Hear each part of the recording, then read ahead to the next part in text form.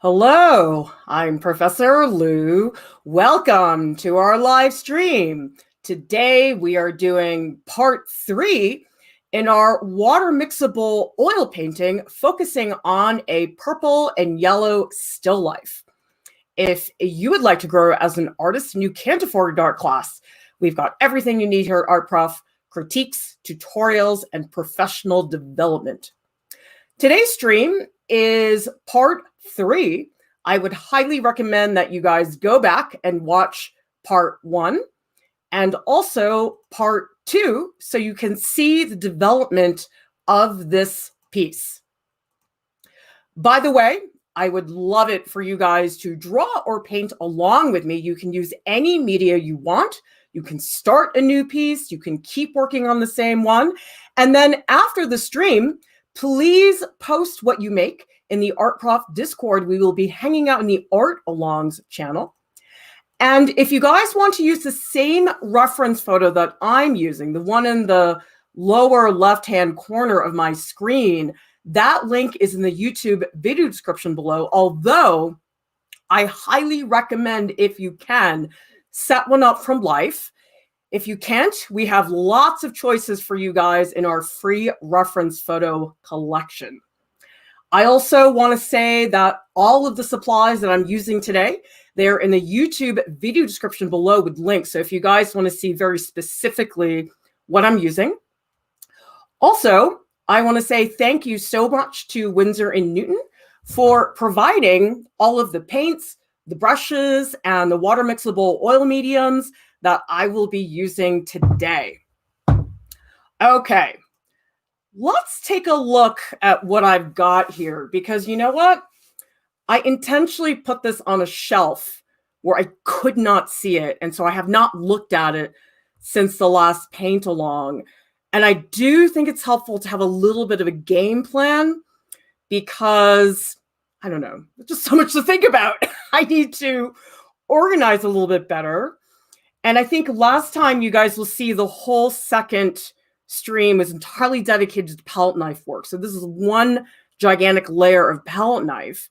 And I think my first priority is going to be to get rid of these very harsh edges. There are some cases where I want to retain that, but there are a lot of areas where it's just too harsh.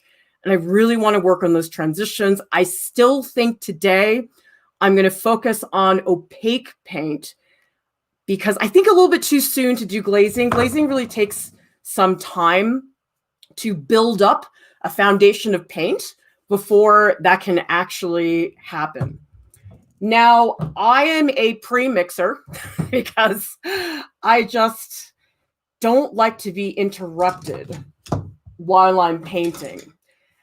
Do you guys ever feel in painting that there's so much back and forth with tools?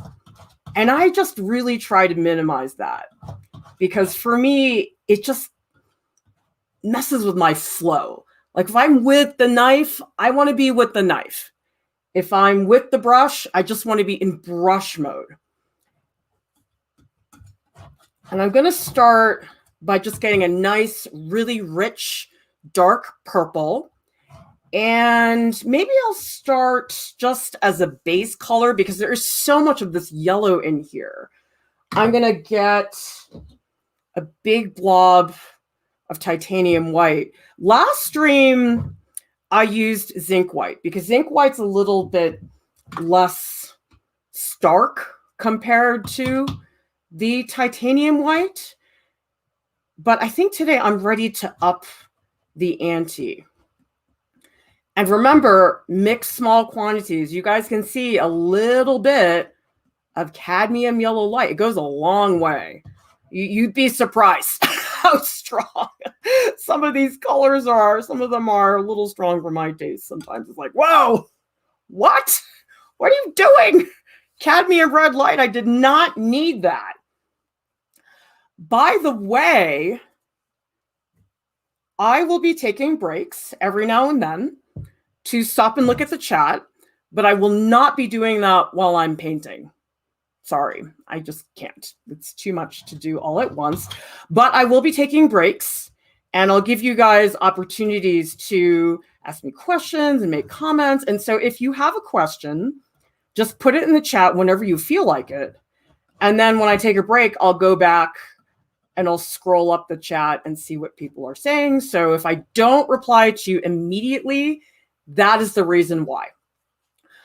I'm mixing a very light lavender color. So basically what I have here is I have two tinted whites.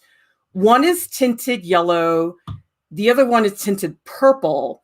And then I have a very dark, and then my assumption is that all the gradients in between the blackish purple and the light lavender color, those are just going to evolve. I'm not worried about that. So I like starting out with these extremes, and then everything else will flow from there. Also, I was very happy I found these old t-shirts that I was able to cut up for these cotton rags, because sometimes I use these. These are blue shop towels, and you can get them from a hardware store. They're better than paper towels, but honestly, cotton rags are it. So if you have cotton rags, these are way, way better. Okay, you know what else? I was having so much trouble standing back last time that I'm actually sitting on a stool today. And what you guys will say, I'm going to do a lot of this because it was driving me bats to not be able to stand back. And you guys are going to see me doing that a lot today. You're also going to see me doing this, getting up high, because this is the stage in the painting. There's so much temptation to get into detail and forget about the whole composition. And I don't want to do that. Let's tackle this yellow pillow. And actually, you know what I think I should do? I am going to mix one midtone. So I'm going to take a little bit of this. Actually, I should mix more of this yellow. I'm definitely going to need more of it. And especially today, I really want to beef up the paint. I mean, I have a pretty decent layer. The palette knife is really good, and it does give me the opacity. But the thing is, it's inconsistent. There are some parts of the palette knife that really scrape more than they add. And so I still, I know it's the third session, but I still feel like I'm bulking up a lot of the opacity. And I'm going to try as best as I can to stick to my biggest brushes. So that's probably going to be these two, this one and this one. Those of you guys who are getting out your little brushes, stop deluding yourself. It's not time for that yet. Way too soon for those little brushes. By the way, Wrigglesworth says, oh man, my paint is still wet. I must have been going really thick last time. That does happen with a palette knife painting. You have to be careful about that. Mine is pretty dry. I mean, I was surprised that it dried. I really did not think it was going to dry, so I feel that I lucked out a little bit. But yeah, this is really handy if it is dry, because then you can really feel you can get across it. Although there definitely is something to be said about tacky paint. I love tacky paint. It's really fun. Wow, Boo Boo is dedicated. Got to catch a day stream. It's 3 a.m. here when the night streams. Wow, you guys are really fantastic.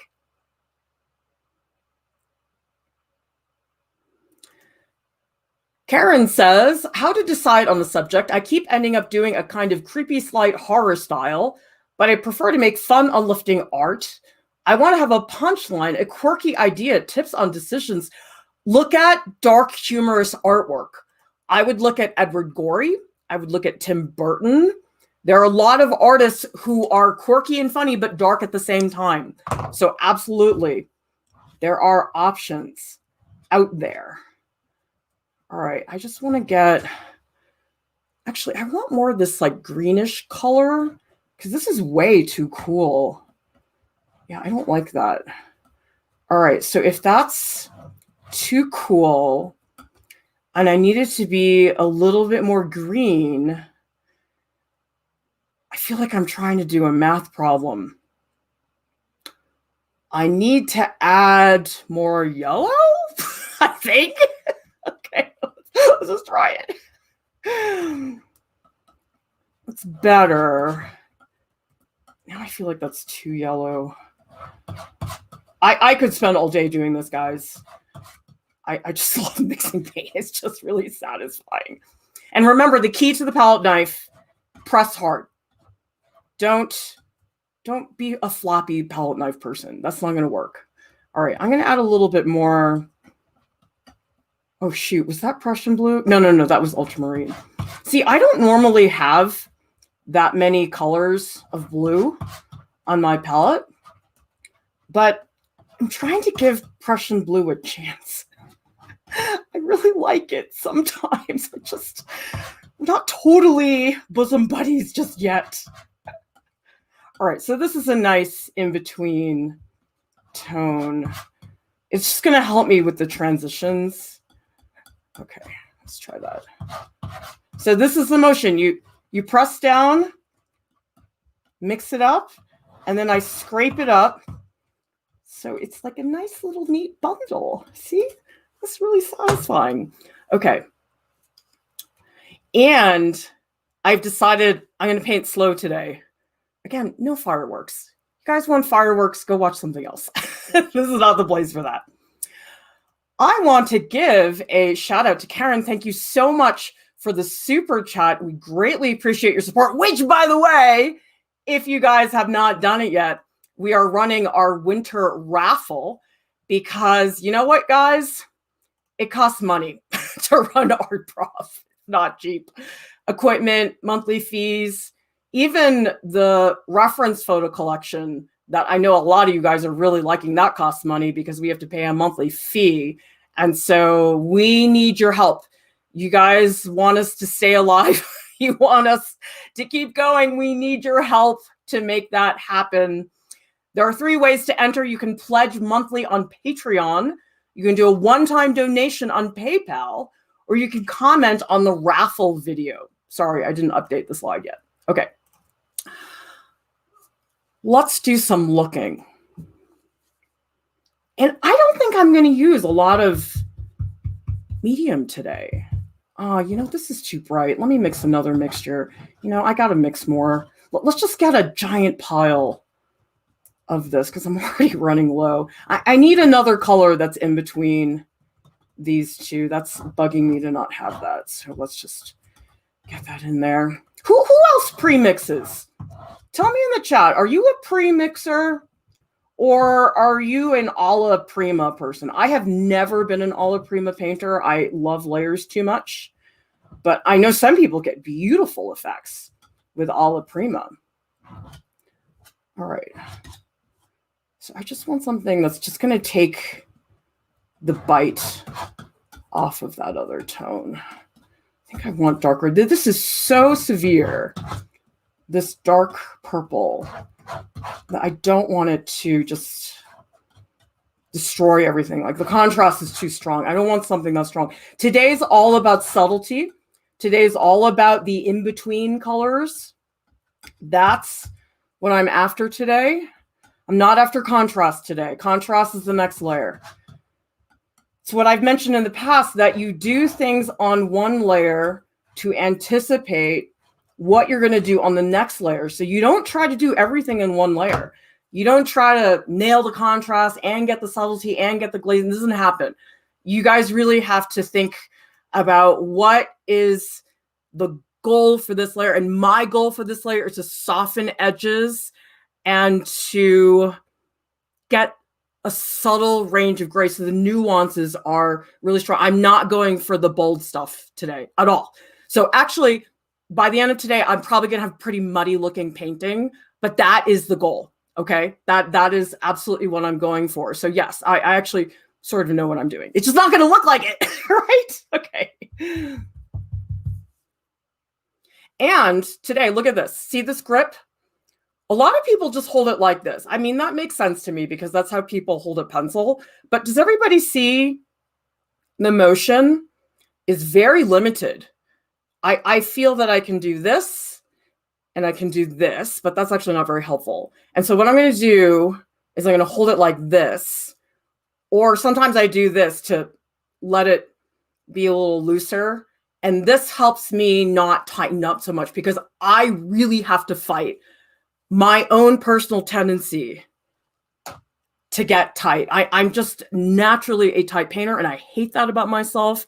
I don't like it, but it is a reality of the type of painter I am. That's another thing. We talked the other day. It was in the self-taught artist curriculum. We were talking about, for example, tendencies. What is your tendency? What do you tend to do as an artist? My tendency is to get tight, and I don't like that about my painting skill. And I'm very jealous of people who are all painterly and loose and awesome. I'm not good at that, and it makes me feel really crappy about myself. And I'm super jealous of people who can do it because it's just really annoying when people are so good at stuff. And also starting to subdivide. The forms I'm putting in now, I couldn't do them last time. They're too small. And I'm just going to start to hint at them. Oh, it's too dark. I think I need to mix a brighter version of that. Yeah. I think it's too severe. So what's nice about these layers, look at this, okay? I actually really don't like what I just did because I'm warming up.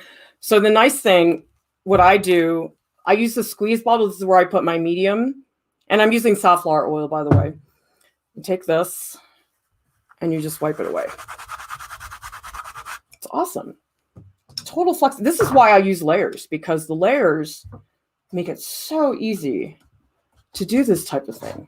Just a little bit more green, isn't it?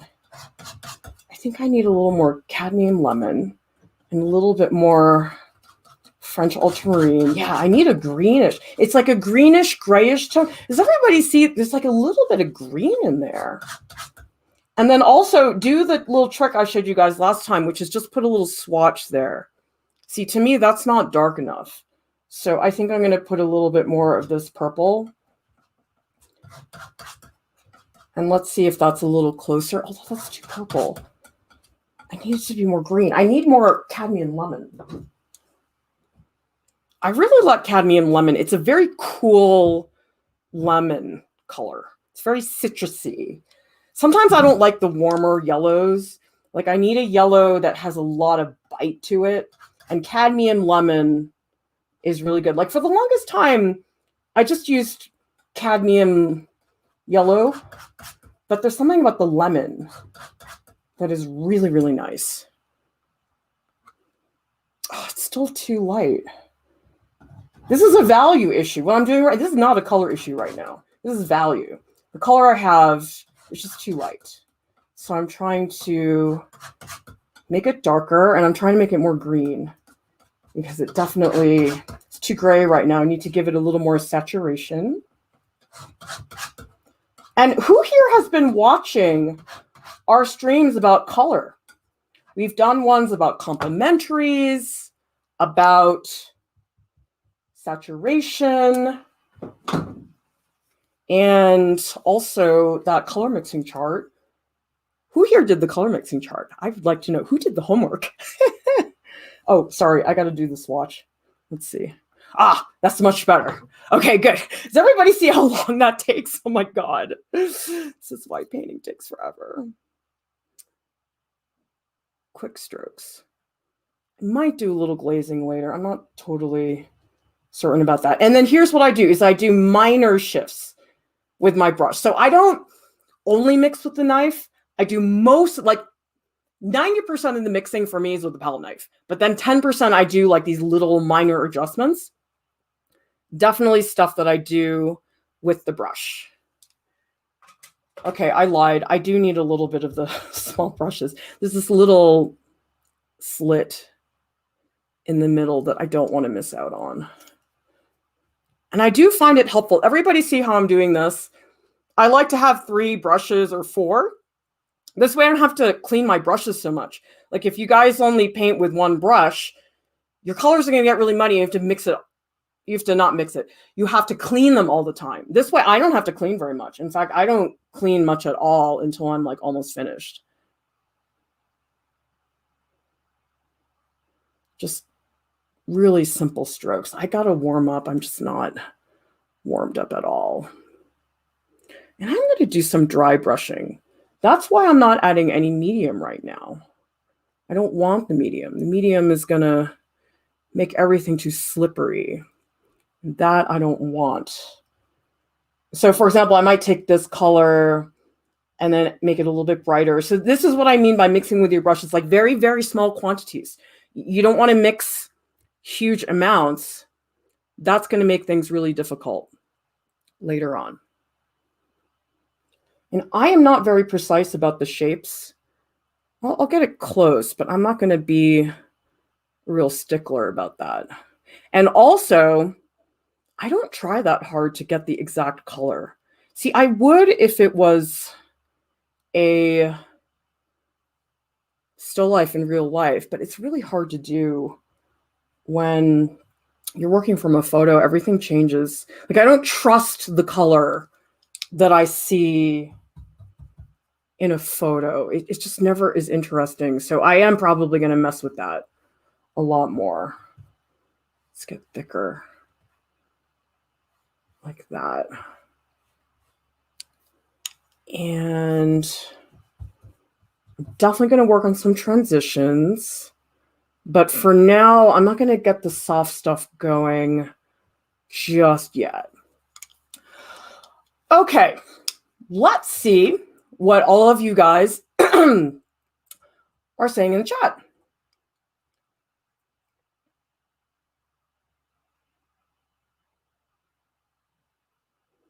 Boo Boo is saying that purple looks really nice, like the crushed shells it first originated from. Very cool. Karen says, I would love to see the fourth row of supporters filled up in the end titles of the string. Karen, I would like to see a fifth column. That's what I'm really hoping, because, guys, we really need the support, because I'm just tired of bleeding financially.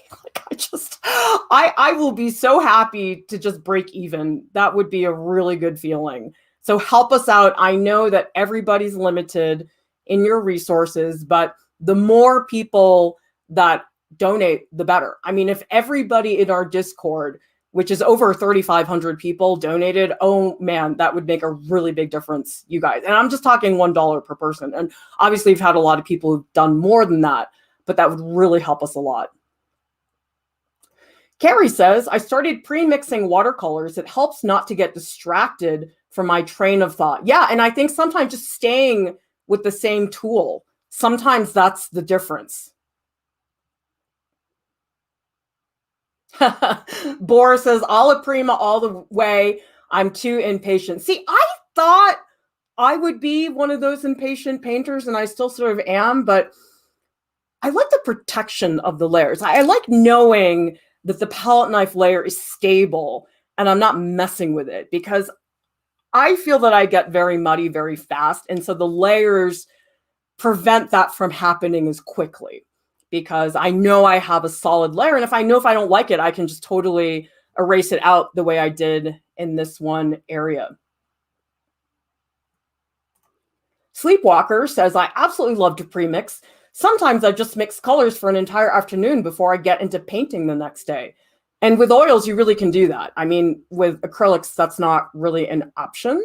So that's very helpful. And this is different.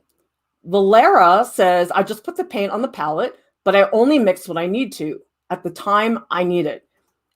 Guys, there is no correct way to do this. Whatever works best for you. I think the important thing is that you try a lot of things. If you've only done alla prima and you've never done layers, you maybe don't know what you're missing out on. So give it a shot.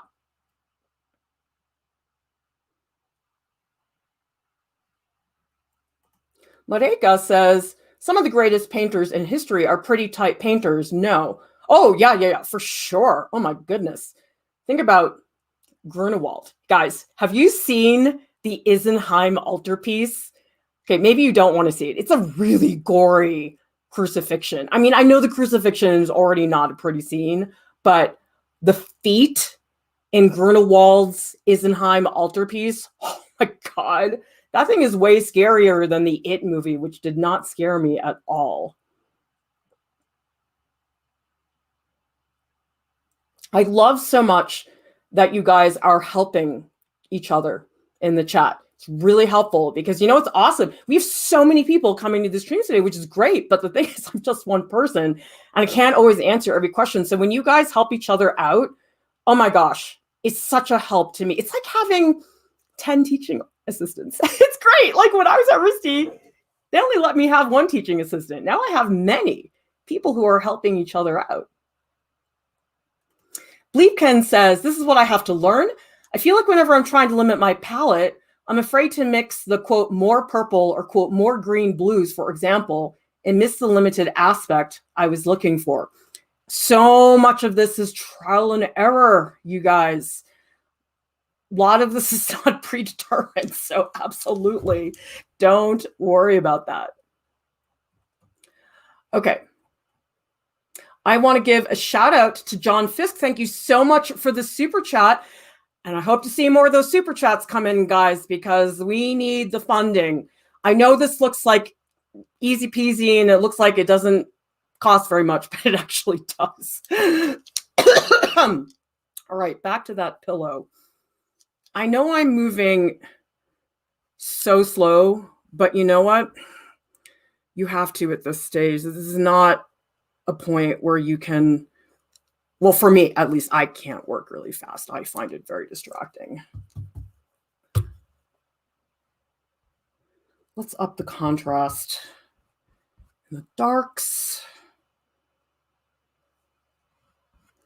And I'm going to get a third brush in here because I want a brush that has the brighter yellow color. Although now I'm looking at that and I feel like that's too pale. I feel like I need a little more cadmium yellow light. So let's just get, yeah, this definitely not saturated enough. So this is a saturation issue. Does everybody see, when I was over here on the right, that was a value issue. This is a saturation issue. That color was too dull. I'm trying to pump it up with something more dramatic. So it's very helpful to identify what is the issue. Is it too dark? Is it too light? Is it value? Or is it saturation? Because that can get in the way too. Okay. That makes a difference. And actually, I'm going to get up here. I feel that I lost some of what's happening in here. I need more big brushes. Shoot, I don't have any of my bigger brushes here. I'll have to get them for the next stream. And I'm painting pretty thick. Not as thick as the palette knife by any means, but still pretty opaque. I'm nothing that's even close to glazing at this stage.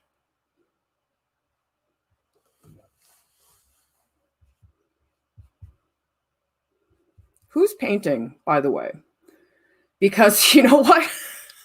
Some of you guys in the Discord, legit, I'm not joking. Deepti said this to me as well.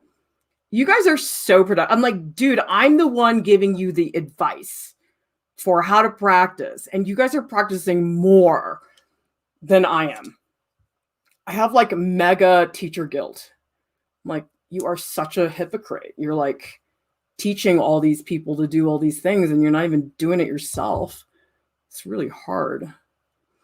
Although, if you guys watched the Raffle stream, which was 4 hours, I mean, it's basically us acting like idiots. So if you want to watch that, it's great.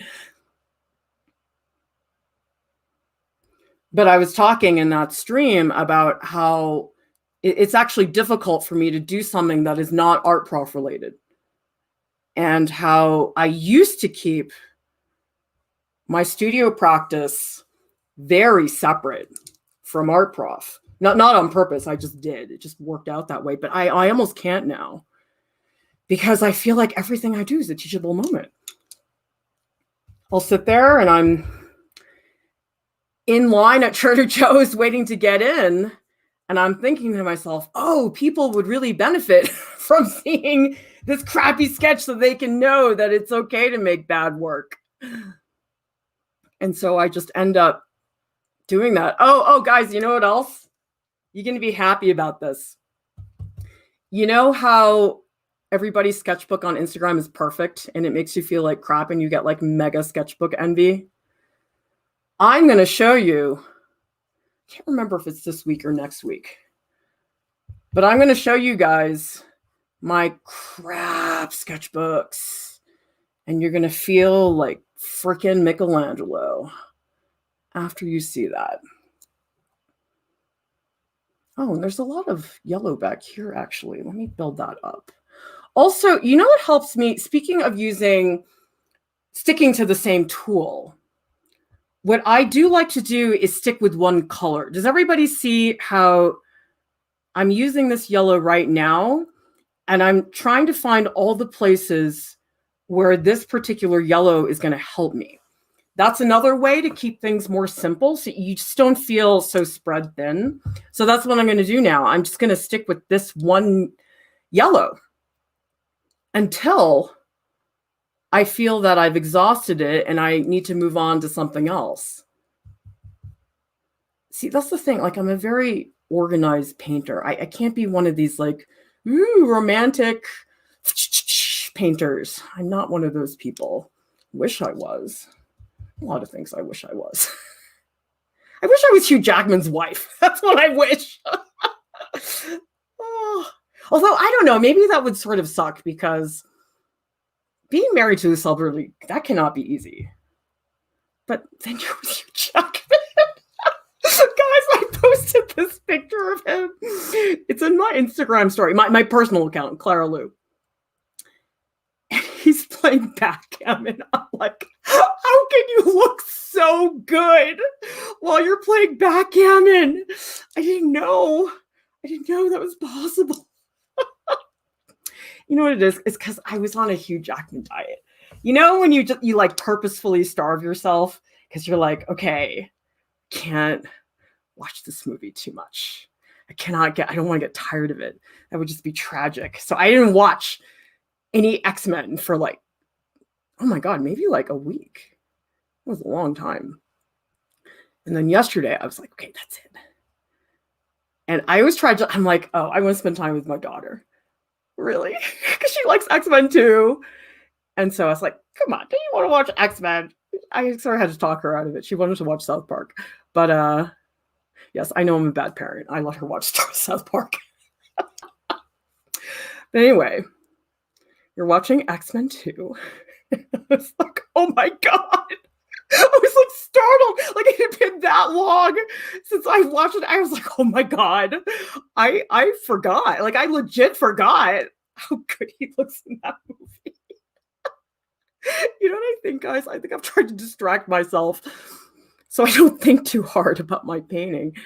I do think that is such a thing. If you start to pick at your painting, you can really lose track of what's going on. So if I was not streaming, I would have a podcast on or something. I'd be listening to something.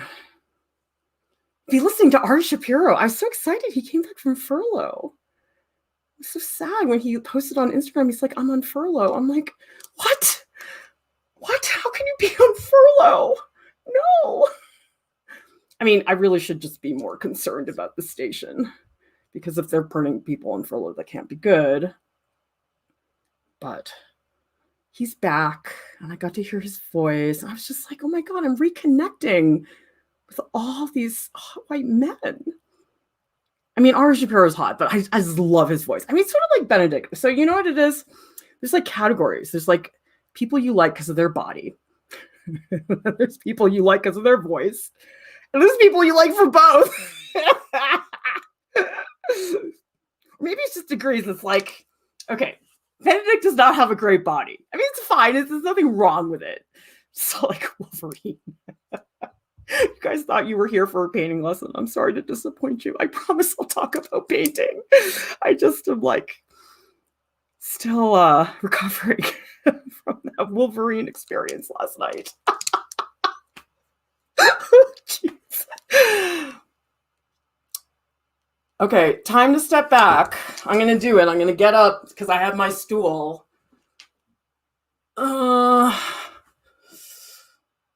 Really squint. I'm getting too detailed. I got to get back to the big brush. Okay, I guess I do have to wash it. All right. Yeah, way too much detail. Put those brushes down. I'm definitely not squinting enough. Like I can see in here, like there's this whole plane where the pillow is compressed. Yeah, that's going to give it more. Wait, I need another brush. Hang on a second. I'm going to be right back. Talk amongst yourselves. You know what? Jordan and I are having a legit Spider-Man Wolverine fight over Instagram. Maybe I'll post it later. But he sent me a picture of Wolverine and Spider-Man fighting and said to me, Spidey would win. I'm like, you're so full of crap. No way. So we're having a fight right now on Instagram. Who would win? Spider-Man or Wolverine, and why? Well, I go get brushes. Hang on.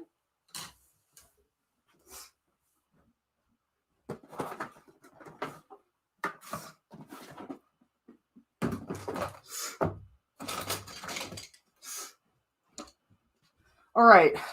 You guys think I can find a brush in here that works? This is such a big tub. Oh, that's the stuff. Okay, that's what I'm talking about. Ooh, this is nice. This is like an unused filbert. I'm gonna find the biggest ones. Wish I had more filberts. Well, that one's a filbert.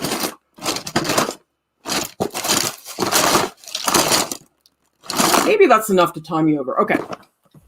Let's get some filberts out. I don't like these brights. Actually, this brush is crap. I should get rid of that one. See, this one's all wonky. This one got messed up in my move. Isn't that annoying? That one's not bad. Okay, we're going to go with these 4 filberts. Oh, this one's loose. God, I'm having like... This one's even worse. Jeez, I'm having like brush issues today. Okay, these 2 are better. All right, let's go in. Let's do some mixing just with the brush because I feel like I have my base stuff going. Okay, so I'm going to have a light one, and this one I'm going to put like a darker tint on it. So this is like my darker brush, and this is my lighter brush, and I'm going to use them together at the same time. And this will give me a little bit more of the depth that I'm looking for. By the way, those of you guys who are painting with me, is it helping you to have a limited palette? To not have like a rainbow still life? And to be able to really focus on just essentially two colors. That's it. I'm going to bulk this up. Oh, that was a little bit much. We bring that down. Actually, let's use the fan brush for that. I am loving this fan brush. This fan brush is just awesome. I'm so glad I found out about it from Kathy Speranza. Oh my God, Kathy, my friend, colleague, who of course I'm intensely jealous of in terms of painting, she posted on Facebook today this gorgeous close-up of a Vermeer painting of an eye, and I nearly like freaked. I mean, it's like one of the few Facebook posts that wasn't annoying. And I was like, oh my God, this is almost as good as watching X-Men. Can you believe that? A Wolverine painting, I mean, not Wolverine painting, a Vermeer painting competes with X-Men. I know that's like sacrilegious. I should not be saying that. That's so mean to Vermeer. Yeah, I'm not doing enough of these in between tones, so I need to bulk that up. So more like this. Because I think I can always pop out some of those highlights later, but I'm not doing enough of that. See, the issue is that I'm such a contrast person. Like, I really, really like contrast. So it's hard for me to intentionally be muddy. That feels weird. I don't like it, but I have to remind myself I'm doing that on purpose to set myself up for other things later on. So that's not a permanent situation. It's just here for now. And I just want to do a little drawing up here to get the shape of the onion. You know, that onion's still sitting in my kitchen. I need to come up with a way to cook it. Who has a good red onion recipe? I don't eat them very much. It's still sitting there. Everything else got eaten. I ate the grapes like that day. Actually, the apple might be still there. I don't know. These are the hazards of painting still lifes. What do you do with the fruit when you're done if you don't regularly eat red onions? Let's bulk up more contrast in here, and I want to soften this transition. Dry brushing. Oh, that dry brushing feels good. Ooh, I like that. Good, much better. I am exaggerating this. I don't know that it's really that much. The other thing too, does everybody see the color? It's barely dull, which normally I wouldn't like. But the thing is, what I'm planning to do on the next layer is like a glaze of like straight cadmium lemon. And that's going to punch this up. So I'm not that worried about that right now. But what I do really need is to get a nice thick, like bright white lemony color here. So I just want to take some time because it's bugging me to not have this color in place because then I can't mix this in relation to this. So this is a good example of how color is contextual.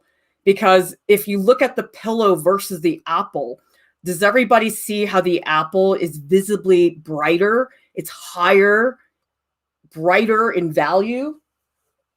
And I really need that relationship to be there because right now that's not happening. So that's what I mean when I talk about contextualizing your colors.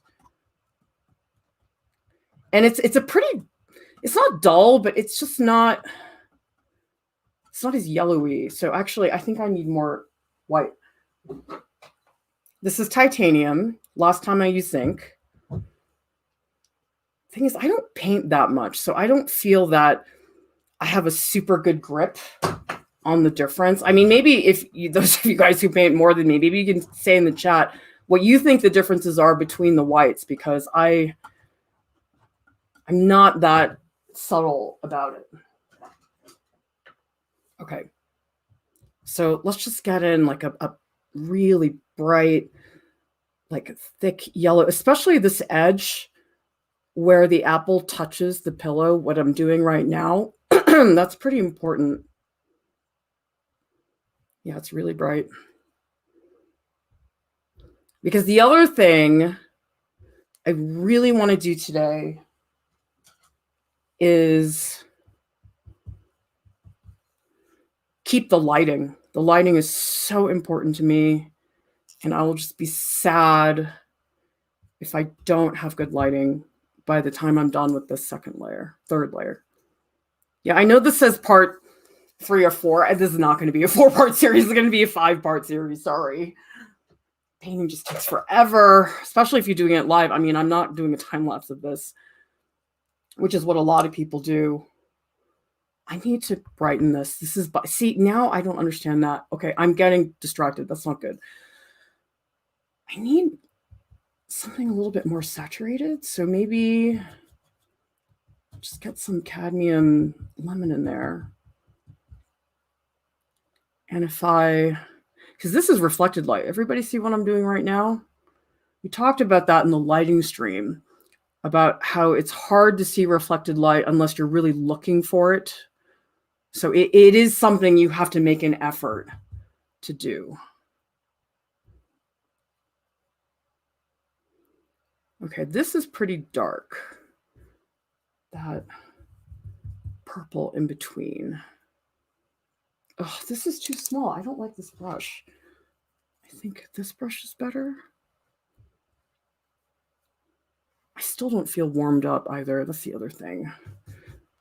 I have not been awake that long, so. Yeah, you know what I'm going to do? I'm going to focus more on value today. And the color stuff, I think I'm going to adjust it with glazing, because you know what, glazing is like magic. It's sort of like what Mia showed me the other day. Who watched the Adobe Fresco stream? She showed me this really cool technique where you put some weird funky color on top of everything and then you just change the opacity, and it's like magic. This was a lot for me this week, guys. I learned Adobe Fresco on Wednesday with Mia Rosier. I don't know if I'm saying her name right. But anyway, I did that. And then seeing Lark Reese came and taught me animation on Procreate. It's like, oh my God, my brain is exploding with new techniques. Feels nice to do something I sort of understand.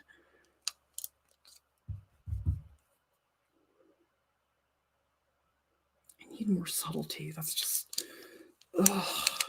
You guys ever feel when you do a painting, you just want to do everything all at once, but you can't. It's not possible. It is, you have to have so much patience to be a painter. This is why I'm not a painter. I don't have the patience to do this all the time. Like, I don't mind doing it for a stream now and then, but like, if this was my only practice, oh God, I don't think I could do it. And you know what's funny? I really thought I was a painter for the longest time. I really am not. I'm not a painter, says the person leading the painting tutorial. Sorry. I have like mega imposter syndrome when it comes to painting. Who here has imposter syndrome? If you don't know what imposter syndrome is, it's where you feel like you're a fraud. Who has artist imposter syndrome? I don't think I have artist imposter syndrome, but I definitely have painter imposter syndrome. So I guess for me, it comes down to a specific material. Okay, I'm going to take a short break, scroll up, and see what you guys are talking about in the chat.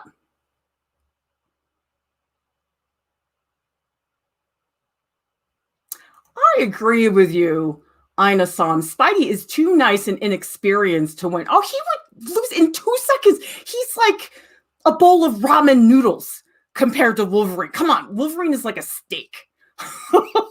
I love steak. Although Basil says it depends on context. Spider-Man would win if they fought in the city, but in a more rural area, Wolverine would win. That's true, because Wolverine was a lumberjack for a little while, right? And so he would be fine. But see, it all comes down to this. Furcon says Wolverine would kill Spidey in a minute. Yeah, it'd be over so fast. Darian is asking, how are water mixable oils different from student or artist oils? I'm assuming you're talking about real artist oils. I mean, the difference between student grade and professional grade is huge most of the time. I have yet to encounter a brand where the student and professional grade paints are similar. They're so different. For me, it was a game changer. I was using crappy student paints forever and ever when I was in art school. I was having a hard time. The paints were grainy. The pigment was not very good. They weren't as juicy. And then when I switched to pro, I was like, oh my God, I did not know life was this good. So if you can afford it, get the professional grade. I know not everybody can. They're not cheap. But even if you can just get like 1 tube, so you could maybe buy mostly student grade, and then maybe for a really strong color, like I'd probably get like cadmiums. I would get the professional grade. Like the cadmiums, I really think make a difference. I think a color like yellow ochre, I wouldn't care so much. Yellow ochre is just wimpy. It's baby poo. But I think the rest of it, or like burnt sienna, I don't think I would care so much. I think cerulean blue I would care, because that's a very sour color. You need sort of the strong pigment.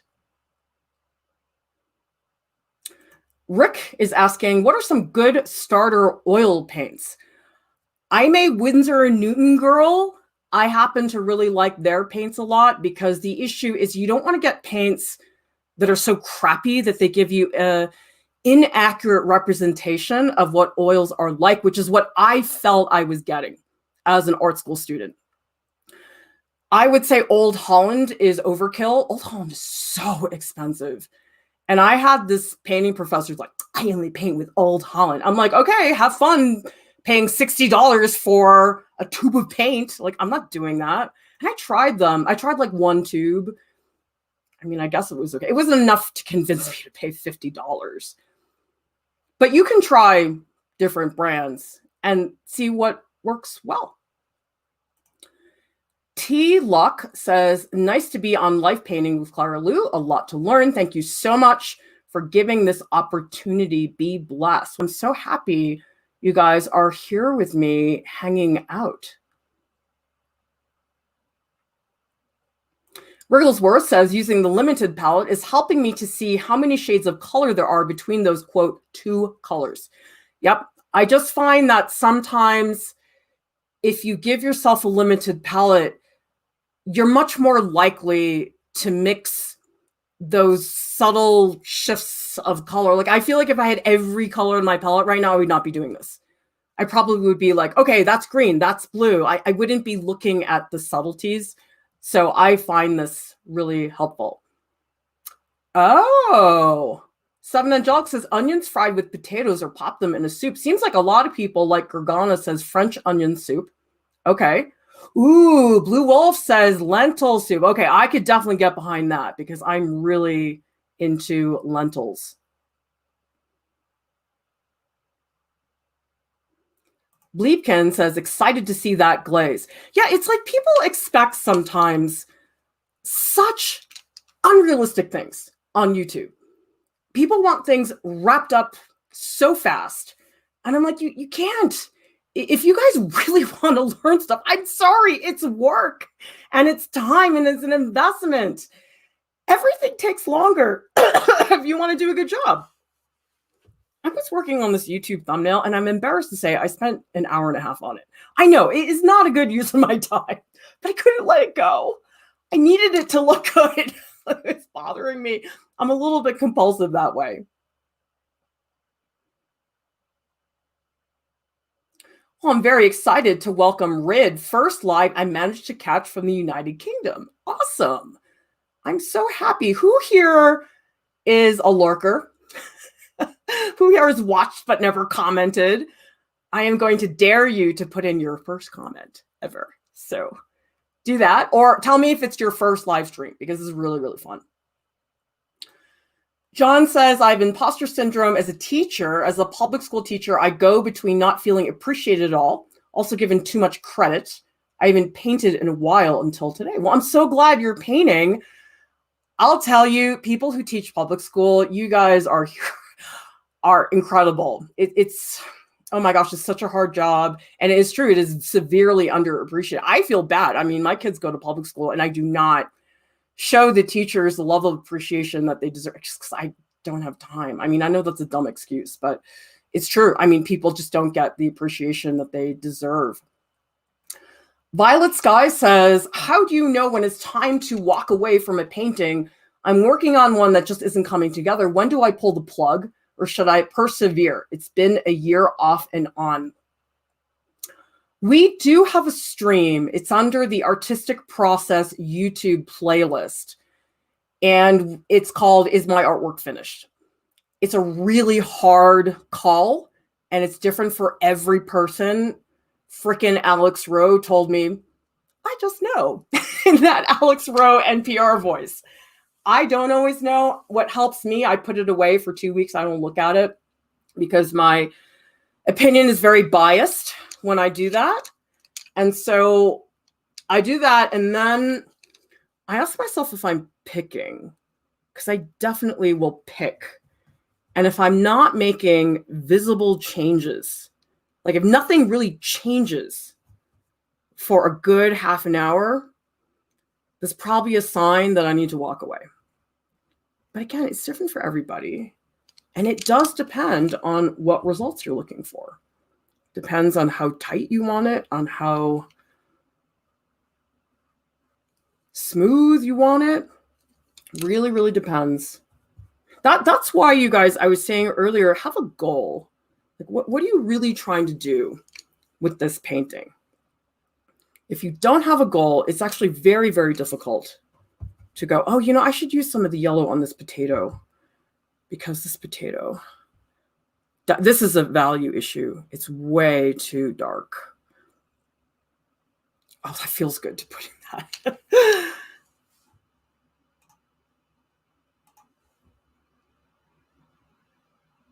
Do I need more? Just step back. Maybe a little bit here. Okay, I think I'm spending too much time on the yellow, although part of me really wants to go in and change some of these edges. I'm going to do a little bit more on the yellow, not much more though, because I need time to get into the other sections of the painting. Yeah, like this yellow is very dull right now. I don't like how dull it is, but it's necessary for where I want to go with the piece.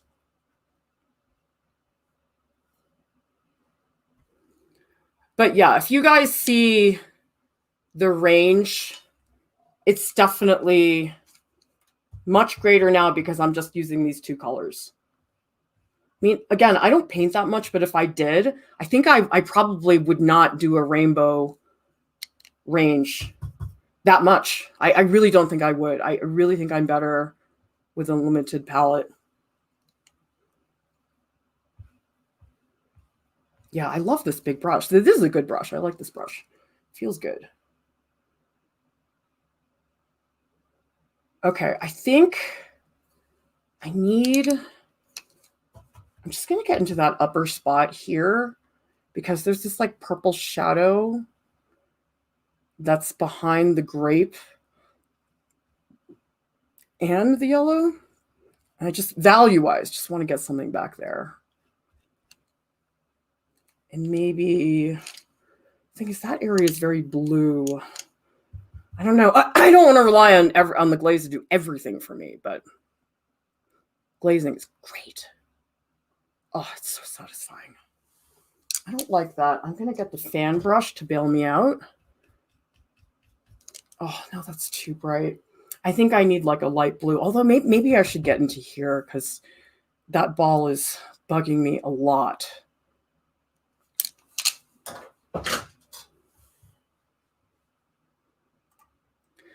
Julianne says, I just submitted my art portfolio to apply to a high school. You have played a crucial part in teaching me, so thank you. Well, I think that's wonderful, you guys.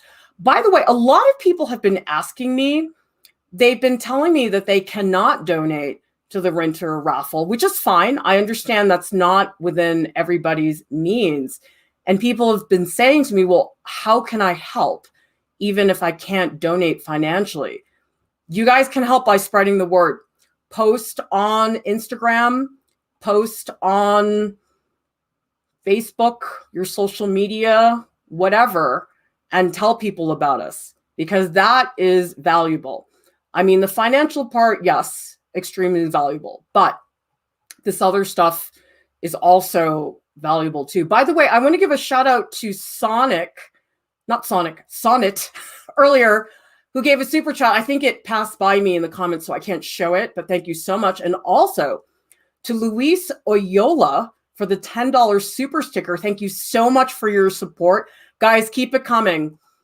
Honestly, if we get a bunch of super chats for each stream, it accumulates. It really, really does.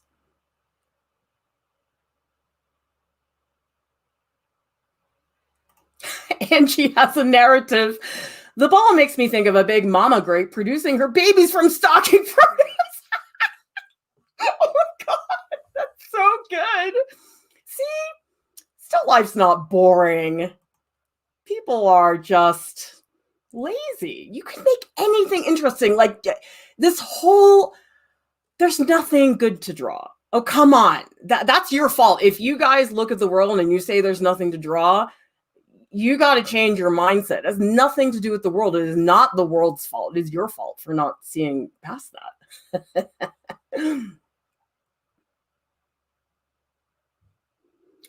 Wow, we have a lot of people who are coming out of the woodwork.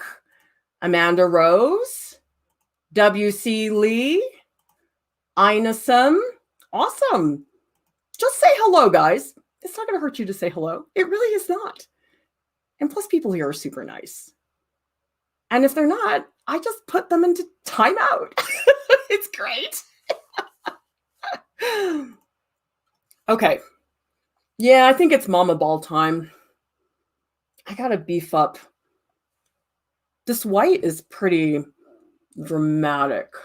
How do I get that saturation, though? I feel like my ball, it's too dull. You know what I'm going to do? I'm going to put a cerulean blue glaze over that later on. I'm not going to do it right now. Let's get the brushes back. Now, does everybody see? Because I have so many brushes, I've been painting for an hour and I have not washed a single brush.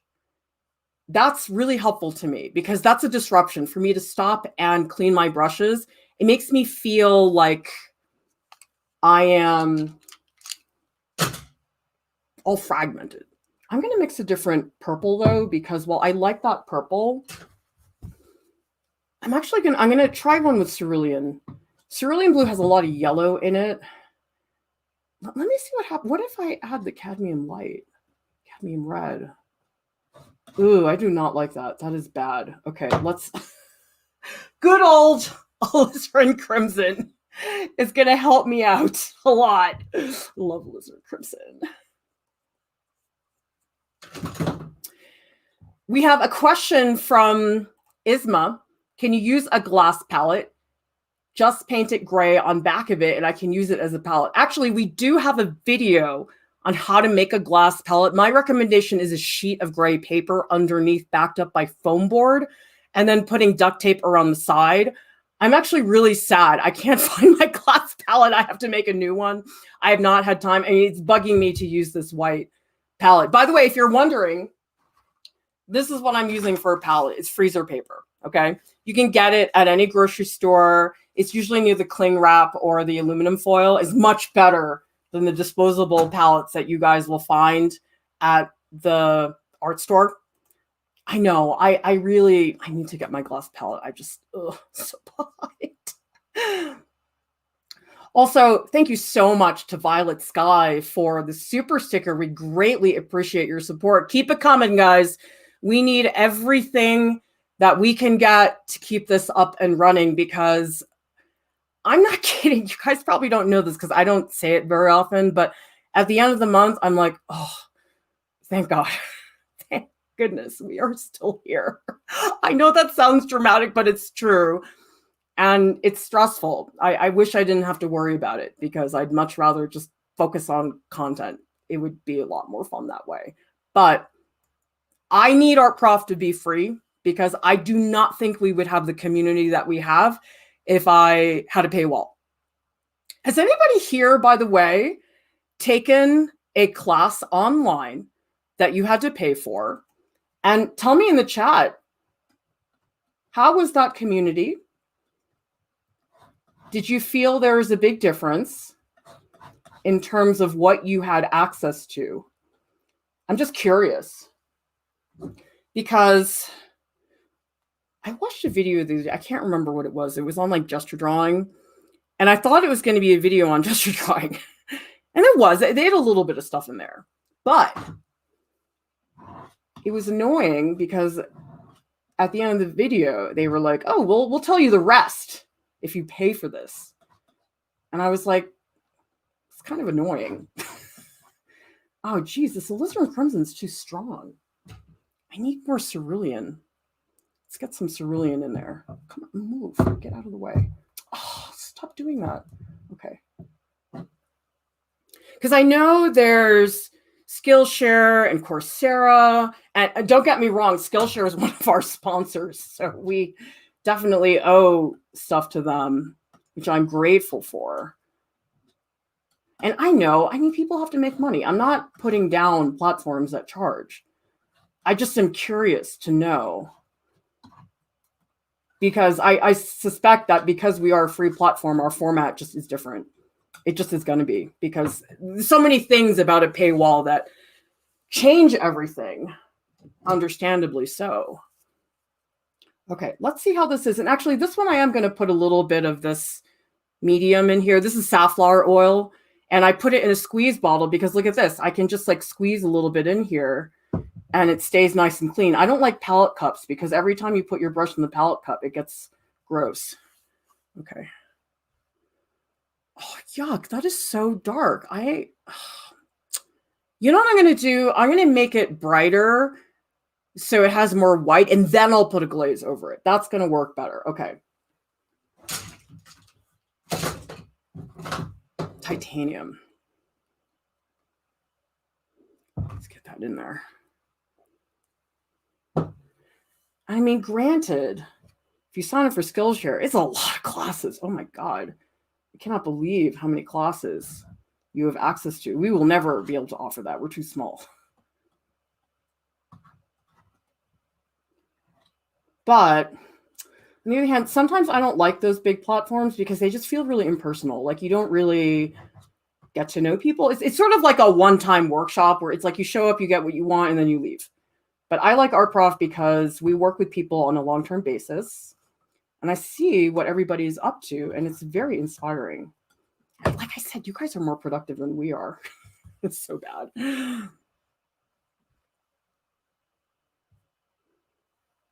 it's got this funky pattern. I'm going to really let it dissolve into the background. Let that be really soft. Because you know what? I actually think, I know this is weird, but I think sometimes people think because we're free that we're not as good.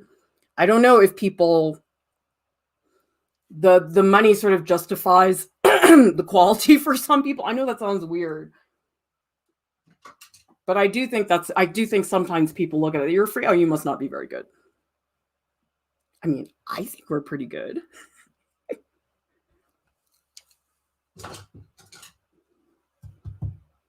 And I do like these like little pockets of black. Oh, shit. Got all over that yellow. I got to paint over that again. So I need that thickness in there. Oh, dude, I know I said 5. This might be 6 sessions. Oh, jeez. That's just... Painting is slow. It's not fast.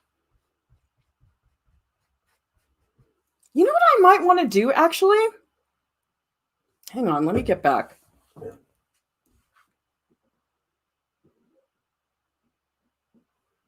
Okay. Maybe this is a cop-out. Maybe. I might want to make the purple ball in the background more, less saturated, because this painting's about the grapes. The grapes are really it. And maybe if I put too much emphasis on the ball, I'm not going to be able to do that. Or maybe I'm just a big wimp and I don't want to get that blue. Who knows? It's one of those things. You guys ever try to just like you're not doing the right thing? I don't know what that means, but you're like, I really should not, but I'm gonna anyway. Let's just articulate these 2 little grapes back here. Yeah, the grapes need serious work. I will get to that. Yeah, I'm gonna do this. I'm gonna push this back. So does everybody see that bright highlight back there? I am going to put that in, and I do want to build it up, but I've decided that I don't want this to be so prominent. I think I want it to sit back a little bit more. Ugh, this looks like a blobby mess. Sheesh. What am I doing? Let's just build this up.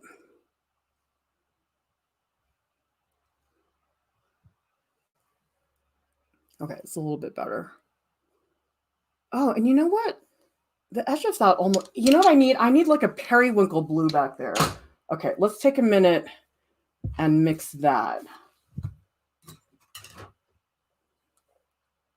You know what else is cool about online teaching that it never occurred to me until I started doing these demos is I never did a full demo for my RISI students ever. I never had time. But I'm doing beginning to end with you guys. I never did that. So that actually feels really great. Because there is something to be said about like just sitting and watching somebody paint. Like I never did that because I always felt like it was not a waste of time, but that I really should be working with the students. And so the fact that you guys do get to see everything from beginning to end, that is really for me like new territory as far as teaching. Like I had never really done that before. Okay, that's too much blue. Let's change the value, make it a little bit brighter. Like that. Because I'm trying to get rid of the contrast back here. I'm trying to make the ball sink into the background more. Because again, I don't want everything so clean. It's going to bother me for things to be like that. That's not my goal today. My goal today is to really think about edges and avoid that like super graphic, harsh, flat edge that I unfortunately tend to do fairly often. Maybe if I use some like straight cerulean, I don't know, maybe that's a bad idea. Oh, wait, maybe that's better. I need cerulean. Oh my God, cerulean to the rescue. Yeah. Okay. Let's like really dunk the cerulean in here. This is way too, not bluish because it's blue, but it's not good. It's too cool. That's what I meant. Okay, let's see if the cerulean, because you know what's bothering me? This is like the same purples that I'm using in the pillow, and I don't like that. So let's just do not a glaze, but just like a pass of the cerulean on top. Oh, much better. Okay, I'm happy. Well, not happy, but not having existential crisis. That's pretty good, right? I'll take it. I'm like, that's good. No artistic crisis. That's doing very well as an artist. Ooh, I like that. Okay, this is much, much better. That's what I needed. I needed the cerulean. I have to remember mud. I'm still trying to do too much of the contrast. It's really hard not to do that. Actually, I should put some cerulean into this color too. Let me get the cerulean. The cerulean is saving the day. Oh my God. I'm so happy that I put it in there. I'm going to just mix these two together. Really get some cerulean in there, and then we'll just take down, we'll just warm it up. It's just too cool, too much purple. I will say I am liking these mixables better now that I'm not using a lot of medium. So I think what I've been saying earlier in previous streams about the water mixables feeling too slippery, what's helping me is I'm just not using much medium. So I guess that's the difference for me. I just don't want to use as much medium. So like if I was doing an oil painting, I would be using a lot of medium, but this I'm not, because I just don't feel that it's necessary. Maybe that's the difference.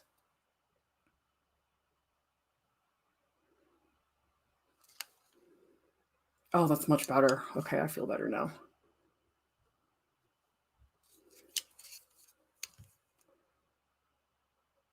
I need more blue. That's not enough. Yeah, I need it. I feel like I'm painting around things. I need to paint over. That's making a difference. You know what I'm going to do? I'm going to actually put straight cerulean. Let's just see what happens. Maybe this is a bad idea, but maybe not. I'm just thinking about, I did this watercolor paint along. It was a while ago. It was a portrait. And I remember I put in this like shocking ultramarine and I actually really liked it. So I sort of feel like I'm drawing from that experience right now. Just, ooh. Oh, I'm happy about that. Oh, I really like that. Okay, awesome. Yeah, let's just cerulean blue it up. Okay. Let me see what you guys are talking about in the chat.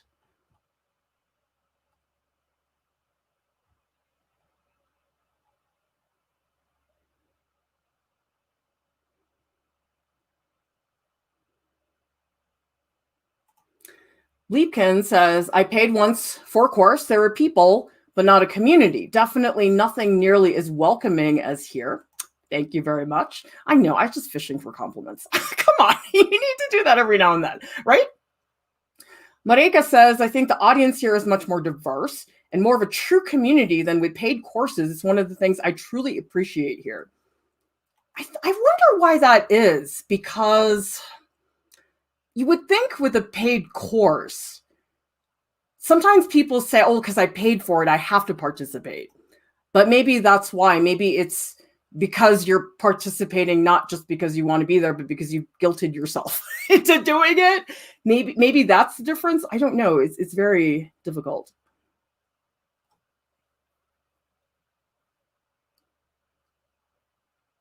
Well, thank you very much, Karen, who says, I would much rather support Art Prof than go behind the paywall. Knowing that it benefits others is a very satisfying feeling. Exactly. If you guys contribute to the raffle, what you're doing is you're helping somebody else who can't pay for a course. That's what you're doing.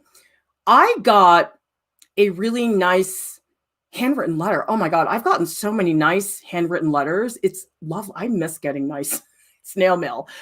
And it was so lovely. They said, I got a bonus from work, and so I'm supporting Art Prof, and I'm supporting you because I know others cannot. And so when you guys are supporting us, you're not just supporting us, you're supporting other people as well. So keep that in mind. Basil says, would you ever do a Skillshare class? Nope. I like it here better. I'm too much of a control freak, honestly. I know that's really dumb, but I don't do well when other people tell me what to do. I'm much better off. Plus, I'm a loudmouth. Guys, I can't keep my mouth shut. Seven Angelic says, Art Prof is a community and learning. We're like our own little island on the internet, the country of Artlandia. That is so good. Angel says, quote, it is, if it's not accessible to the poor, it is neither radical nor revolutionary, end quotes. I think Art Prof is very radical for that reason. Art should be creative, and Art Prof creates community and reciprocity. Sorry, I can't say that word correctly. Yes, absolutely.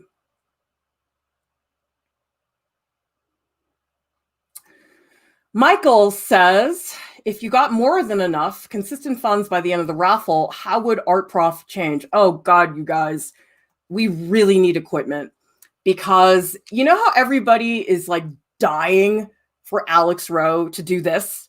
Like, picture this, but with Alex Rowe doing gouache. Wouldn't you love to see that? We can't do it because he doesn't have the equipment. And I know people say, oh, just hook up a phone, but it's really not that easy. And I just don't want to put out crap videos. I want to put out something where you can really see things, where it's good lighting. So we need to get professional lights. We have to get all kinds of other things that cost money. And most of it, we have to pay our staff, guys. Like, we can't make people work for free. I don't believe in that. Well, they wouldn't be here if they worked for free. That would not be the case. But it would be that it would make it so I could focus on content instead of emails and spreadsheets, because we do have Mia, who's phenomenal. Oh my God, she's like my savior. She's helping out with YouTube comments and Instagram comments, because it's very important to me that you guys are seen and that you're getting replies. But the thing is, it's like we're big enough now that I can't handle that anymore. It's just not doable. Like when we were smaller, it was fine. I did it myself. But now I can't.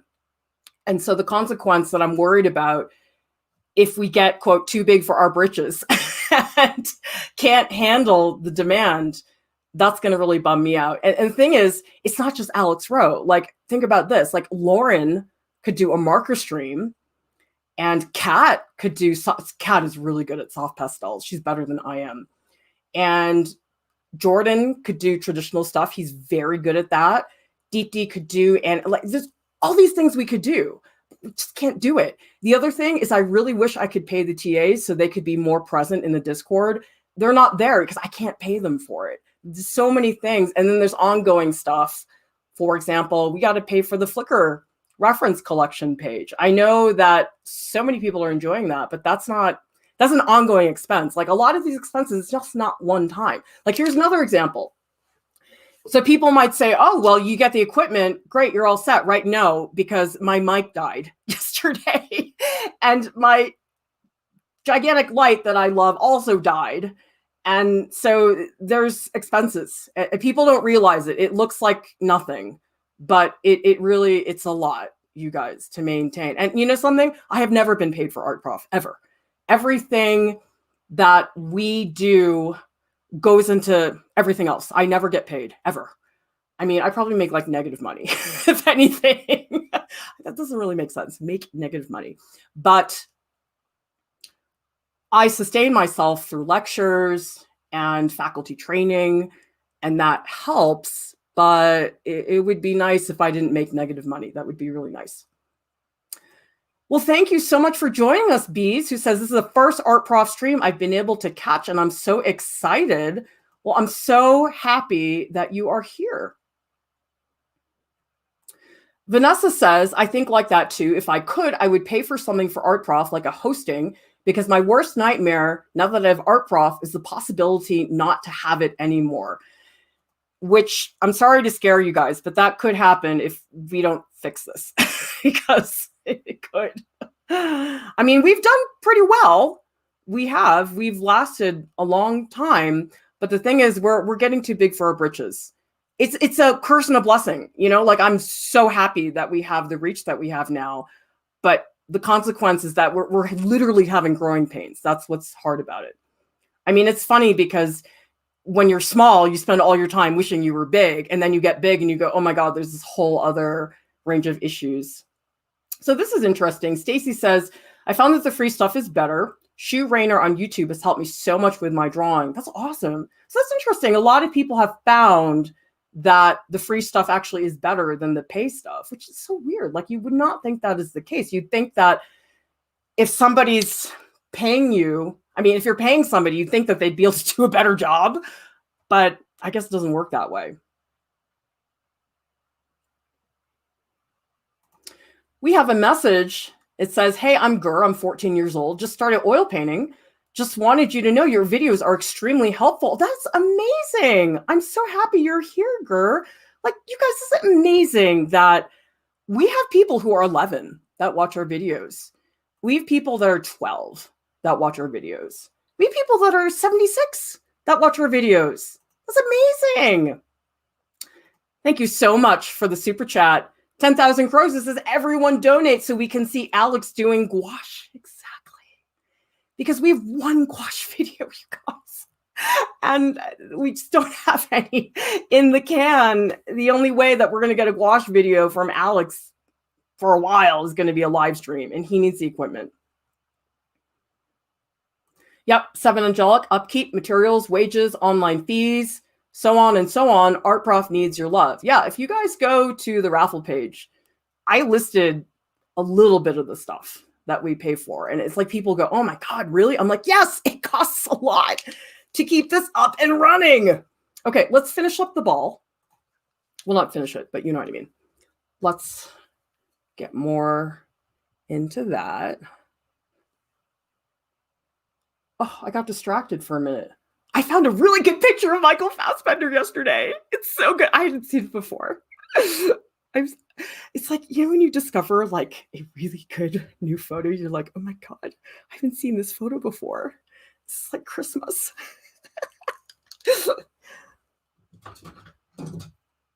Because you do get to a point where you're like, dude, how come there aren't new ones?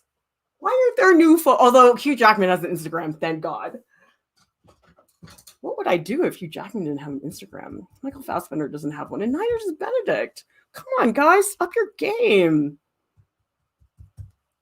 Like, that's just very upsetting. I want to give a shout out to Vanessa for the super chat. I want Alex painting in gouache while singing lullabies. I cannot guarantee that he can do that, but maybe he can switch back and forth. And thank you so much, Alyssa, for your support, guys. We so much appreciate your support. This is so wonderful. Seven Angelic says, what part of Fassbender will we be drawing later? Guys, I don't think I can do that. He's just, like, I think I would just be upset. Because he's perfect. Like, I just can't. That hurts me. Like, what if I don't do a good job? What if I misrepresent him? This is so distracting. Like, what, am I supposed to look at him and draw? Like, that's not going to happen. You guys, your expectations are too high. You guys think I can do all those things? Now, another thing I'm noticing, I am painting thicker now. Because you get to a point where there's enough paint that things start to get a little squishy. And so you have to increase the thickness. I wasn't painting this thick in the beginning, but I am now.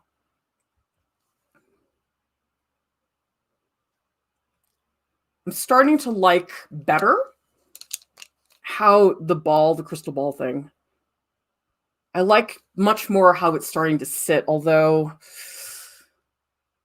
yeah, I think I'm going to, this fan brush is amazing. This is like the greatest thing. Why did I not ever, I always assumed that the fan brush was for watercolor. It never occurred to me to use it for oils because it's such a thin brush. Like I just always assumed that such a thin brush would not work out very well for this. So even stuff like this little corner back here, people think that that doesn't matter, but it really does. It's worth doing those little things. Like we were talking yesterday, who watched the stream yesterday? It was about, quote, bad 2D compositions. And we were talking a lot about how people just want to put all their time into like that one part. But that actually you really screw yourself because usually the part that you ignore ends up being the part that people notice. And then it's like, wow, you're in big trouble. Okay. I need to do some squinting. Also, you guys, it really helps when you're painting, I think, to step up. I mean, not just to look at it, but just like physically, it's like very handy. Okay, I want to jump down here. So let's do some mixing.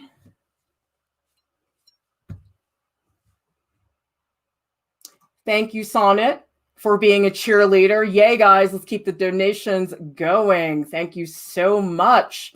Really helpful, all of you. 10,000 Crows says Alex's voice makes me feel like everything is going to be okay. That's like that. I was telling you guys earlier that I just know when the painting is done. Sometimes it's just sort of nice. Like as much as we complain about things being tough, and I'm telling it like it is. I'm not varnishing the truth for you guys. It is sort of refreshing to hear somebody like Alex say, yep, I just know. It's kind of a nice thing. By the way, I saw a wonderful Instagram story from Jarek Krasowska, who was in an art prof stream, actually. He's such a lovely person. He did a clip for us for the graduation stream for the seniors who didn't get a graduation because of COVID. And I really like his story because he shows all his rejection letters, including RISD, which is where he actually did end up going to school. I think he was like a year behind me or something. I didn't know him when we were in school, but I was like, more people need to see this. More people need to see how much rejection happens to, Jared's a National Book Award finalist. I mean, he's made it. And if somebody like that has experienced that, that means it is normal and fine to get that rejection. It's in there, guys. I mean, I think a lot of you know how much crap I got at RISD about art prof. So I've been there myself. Okay, I'm really excited to do this. Okay, I have stuff listening. Let's get into that red. So I think definitely need some alizarin. And maybe I'll put it in with this color, this like purpley color. Ooh, that's kind of nice. Might be a little bit too saturated. Maybe a little bit too red. I don't know. I feel like my colors are starting to get really muddy. So maybe this red will actually help me. I'm not sure. Let's see. I'm just going to do a little swatch. Is that... Just with the palette knife. Ooh. I kind of like that. I think I want a little more alizarin, a little bit more saturated, but I do like the value change there. Does everybody see like just that one swatch? That felt good, I will say. All right. Oh yeah, that's better. I think it is a little bit too white. I'm going to warn you guys, this might be a long stream. I'm getting really into it. Plus, it's an excuse to just keep painting. Let's try a swatch of that. Maybe I'll put it over here. Just to see. Oh, yeah. I like that. Okay, awesome. It actually is time to wash a brush. Remarkably. So this is what I use. It's the Silicoil brush cleaning tank. And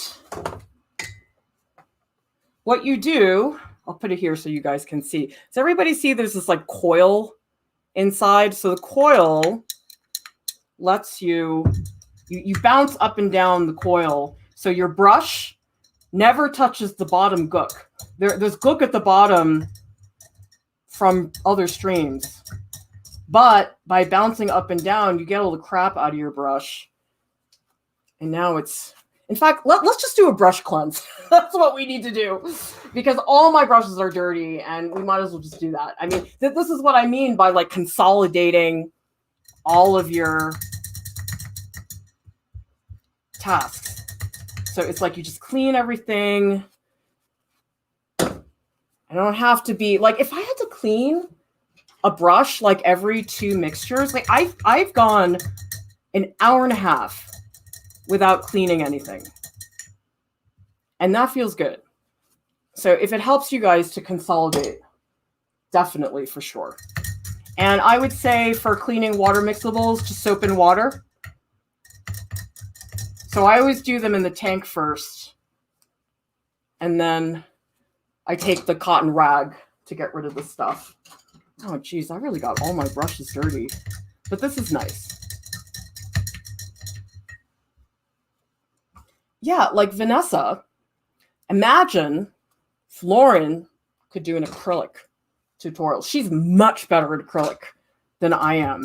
I mean, why do you guys think I have them here? Because they're much better than me at a lot of things. And so I can't do this myself. I could. It wouldn't be as fun. I mean, I know that's the stereotypical YouTube model, is one artist doing one thing. It's just boring. I would get bored after a little while.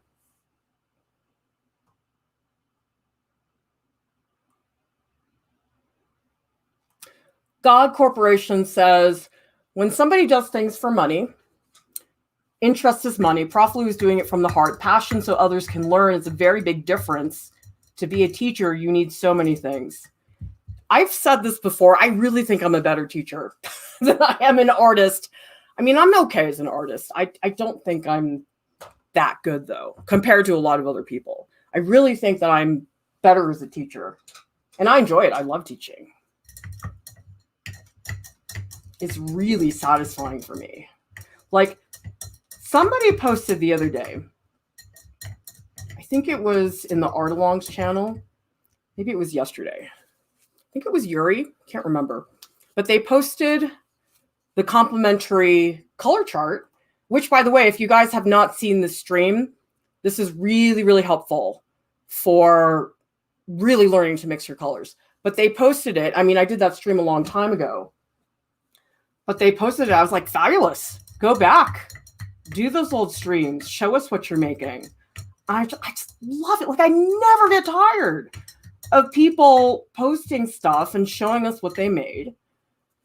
Cian and I did that Procreate stream, and somebody posted on Instagram, I saw it today, their bouncing character was adorable. I just loved it so much.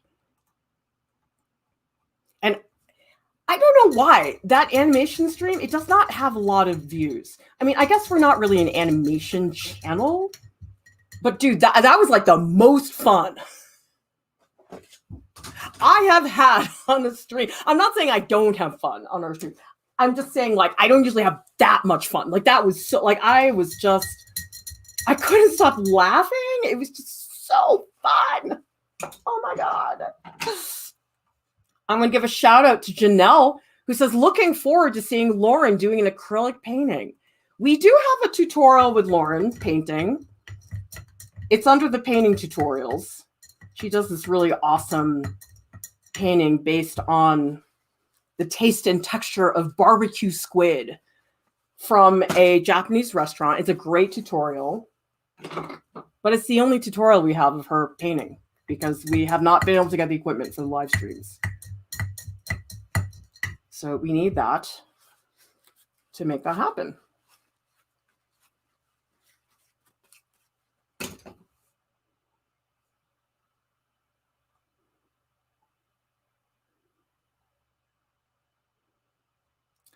Michael says, for the free live portfolio critiques, can I submit it even though I'm done submitting for college art programs? I just want to improve as an artist. Absolutely.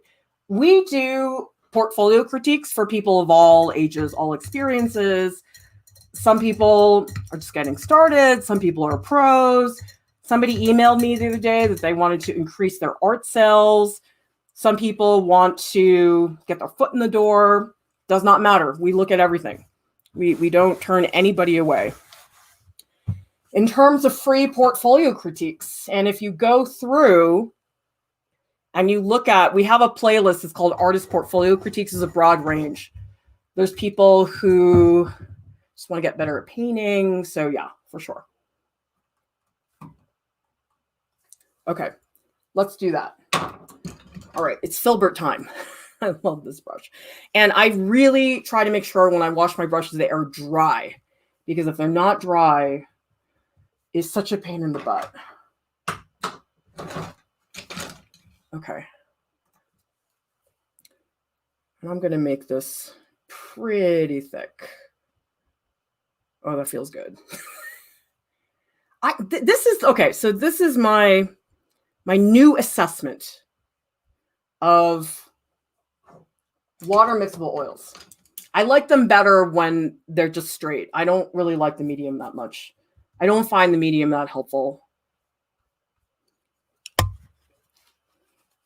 Well, here's the thing though, you guys. It depends on what you like. Like some people might actually enjoy the slippery quality. I don't. I like my paints to be a little bit more thick. So if you like something that's more fluid, you probably should add more of that medium. But so far, I'm not missing the medium. I really am not. I mean, maybe I'll change my mind later on. I mean, I'm sure when I start doing glazing, it's going to be a different story, but who knows? Oh, sorry. I know you guys can't see this. This is the very, very bottom. Okay, and I'm just taking the fan brush to, yeah, I have no desire to add the medium right now. That's so weird. Because when I use oils, usually I am like big into mediums, and like I said, that might change. But for now, it's not that necessary. Oh, see, I gotta remind myself, muddiness. That's what I need. Let's bulk up some of this purple, because this is very thin here. I don't really like that very much. So yes, I am going through more paint, but I don't mind that so much. I'm trying to get a slower transition in here. So blending that in, and let's just build up. Sorry, I know this is hard to see. It's like at the very bottom of my screen. I'll do the best I can though. We're going to be out of here in a minute. Let's try that. I really don't want this part to be that prominent. I don't like this edge. See this transition? That's too harsh. That's not good. Okay, let's go back in. Just really bulk that up. Oh, and I need to, okay, fan brush time. Where's my fan brush? Oh, here it is. It's a good thing I have two. I don't like this transition. This shadow from the apple, it's got to be more dramatic. Okay, now let's go back over this. That might feel a little bit better. Yeah, I like that a lot more. Karen asks, not using medium, does that not upset the fat over lean principle? I don't think so. I mean, the thing is, I'm not that scientific about it. I think as long as, like, I started thin with the underpainting, I did palette knife, and then I am painting pretty thick right now. And I do want to, I think after this, I'm either going to put on like blobs of paint or I'm going to glaze. It's going to be one or another.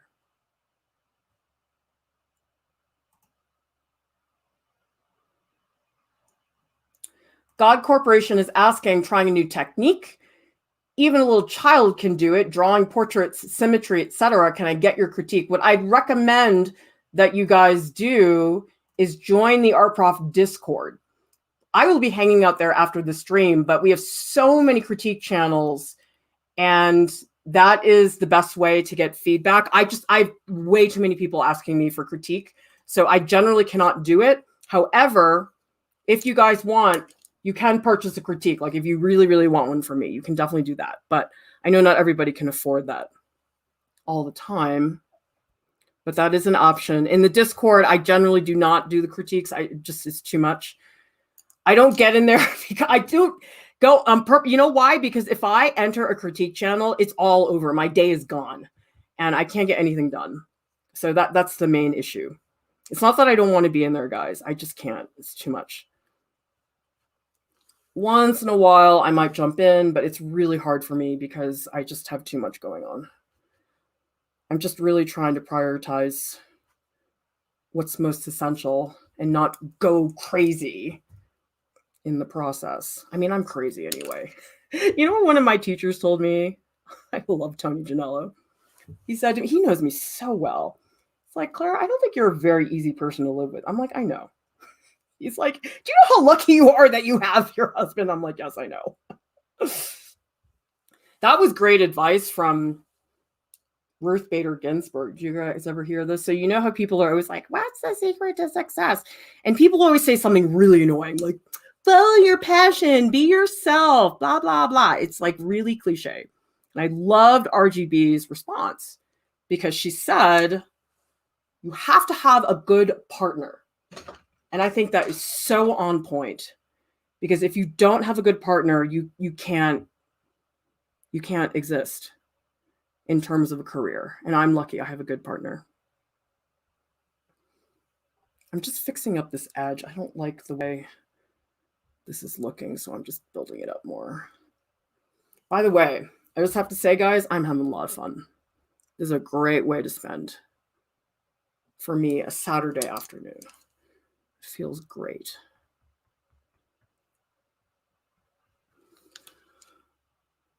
Yeah, I like how that edge is starting to not be so obvious. I'm going to do a little here with the fan brush.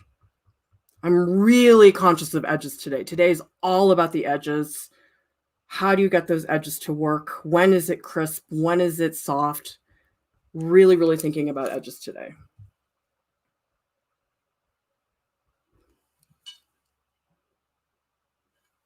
Getting a little glare here. This is a little bit hard to see. Oh, and you know what else?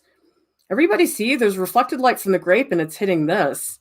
So actually, I'm going to take a little bit of this yellow and I'm going to put a little bit of this. It's almost like a corally, yellowy color here.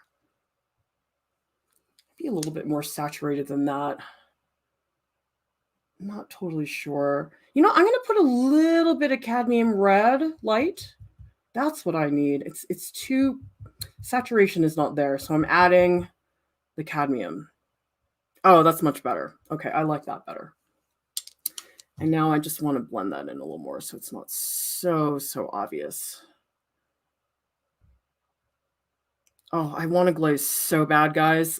I really want to glaze this, but I can't.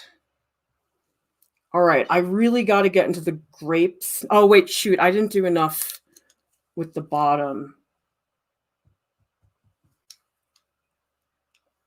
Like this. Get some of these patches in here.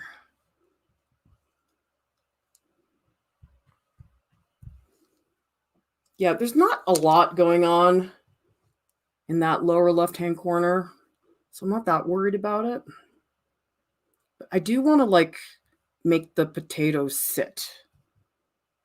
I feel like I'm talking about a dog. I'm trying to make my dog sit. I don't have a dog, though. The potato is, like, so bright. It's sort of annoying. I want to bring it down, at least maybe on the edge, so it's not so crisp everywhere. I mean, you can cheat. You can totally give it a shadow when it doesn't have one. Sometimes I do that. Okay, and then this grape has like a really dark shadow back here. Oh, these are all shadows from the grapes. Okay, now I see what's going on. So let's just beef those up. More squinting. What's going on? And let's work on some transitions in here. Like that. I guess this is all grape territory now, isn't it? What do we have back there? Why do I have a grape there? Why did I put that there? That's annoying. I'm going to get rid of it. This is at a stage where you actually do have to do things. You know what I'm going to do? I'm going to mix a new black. This is a very cool black. And I'm going to do, let's use some of that Prussian blue because I've been meaning to use the Prussian blue. So let's get the Prussian blue and let's mix it with alizarin. I just want to have a different black because if I use the same black everywhere, it gets kind of boring. So this is a very bluish black. And let's see how this changes the color dynamics. Okay, nice big brush. I'm getting rid of that grape. I really don't like that. Why is that grape there? Yeah, that's much better. And there is a little touch, like a little sliver of that cloth back there. Oh, I guess there's like a grape behind it. Oh, I got to work on the grapes. I think I'm spending too much time away from that area. Where are my brushes? I can't find anything. Here we go. Ooh, I like this Prussian blue black. That's kind of sweet. All right, it is definitely grape time, guys. I don't think I can avoid this.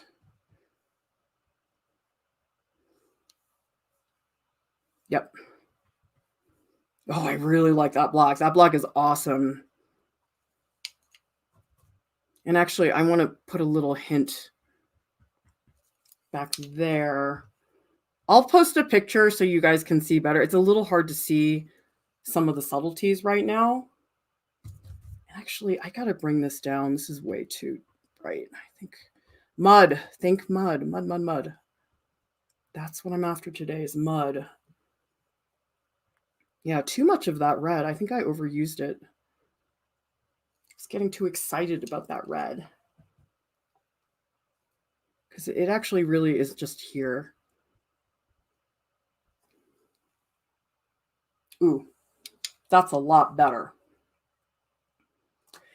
T. Miko is asking, the colors seem to have such a great texture. What's the brand?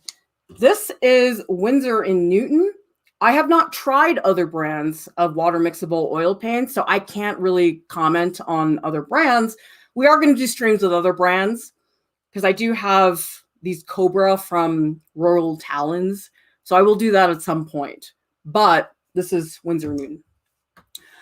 I think, though, T. Miko, that probably what you're seeing in terms of texture is the pellet knife work. So if you guys go back and you watch the second stream is entirely palette knife.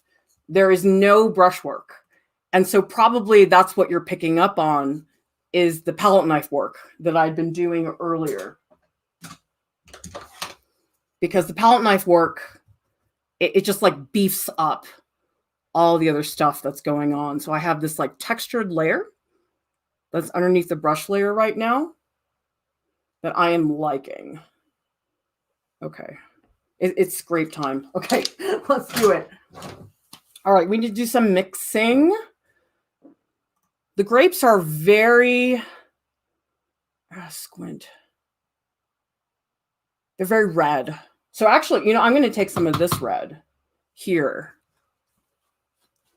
And I'm going to add some white to that red. I probably need more white than that, though.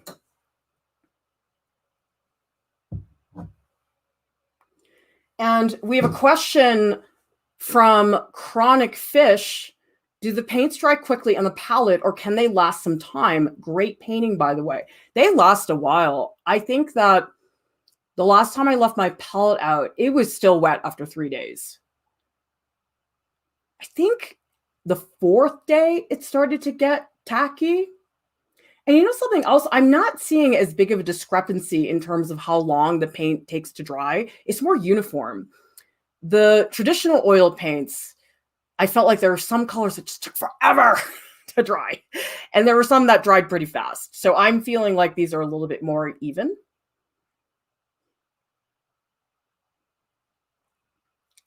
WC says, have you tried your guinea pigs? Oh my God, no way. Are you crazy? Actually, my daughter's really excited because she has a YouTube channel just for guinea pigs. And we have this one video of Jub Jub running up the stairs. And it's got all these views. Like, she doesn't try to post or anything to get famous. But, this is a small channel. She gets like 30 views. This one has like 2,000 views. We're like, why does everybody like Jub Jub running up the stairs? I mean, he is hilarious. He's a spaz. And if you guys want to see Jub Jub and Wheat and Fluffy, they are on the Art Prof free reference photo collection. There's so many pictures of them. Oh, wait, actually, I didn't shoot Fluffy yet, but Jub Jub and Wheat are there, so you guys can check it out.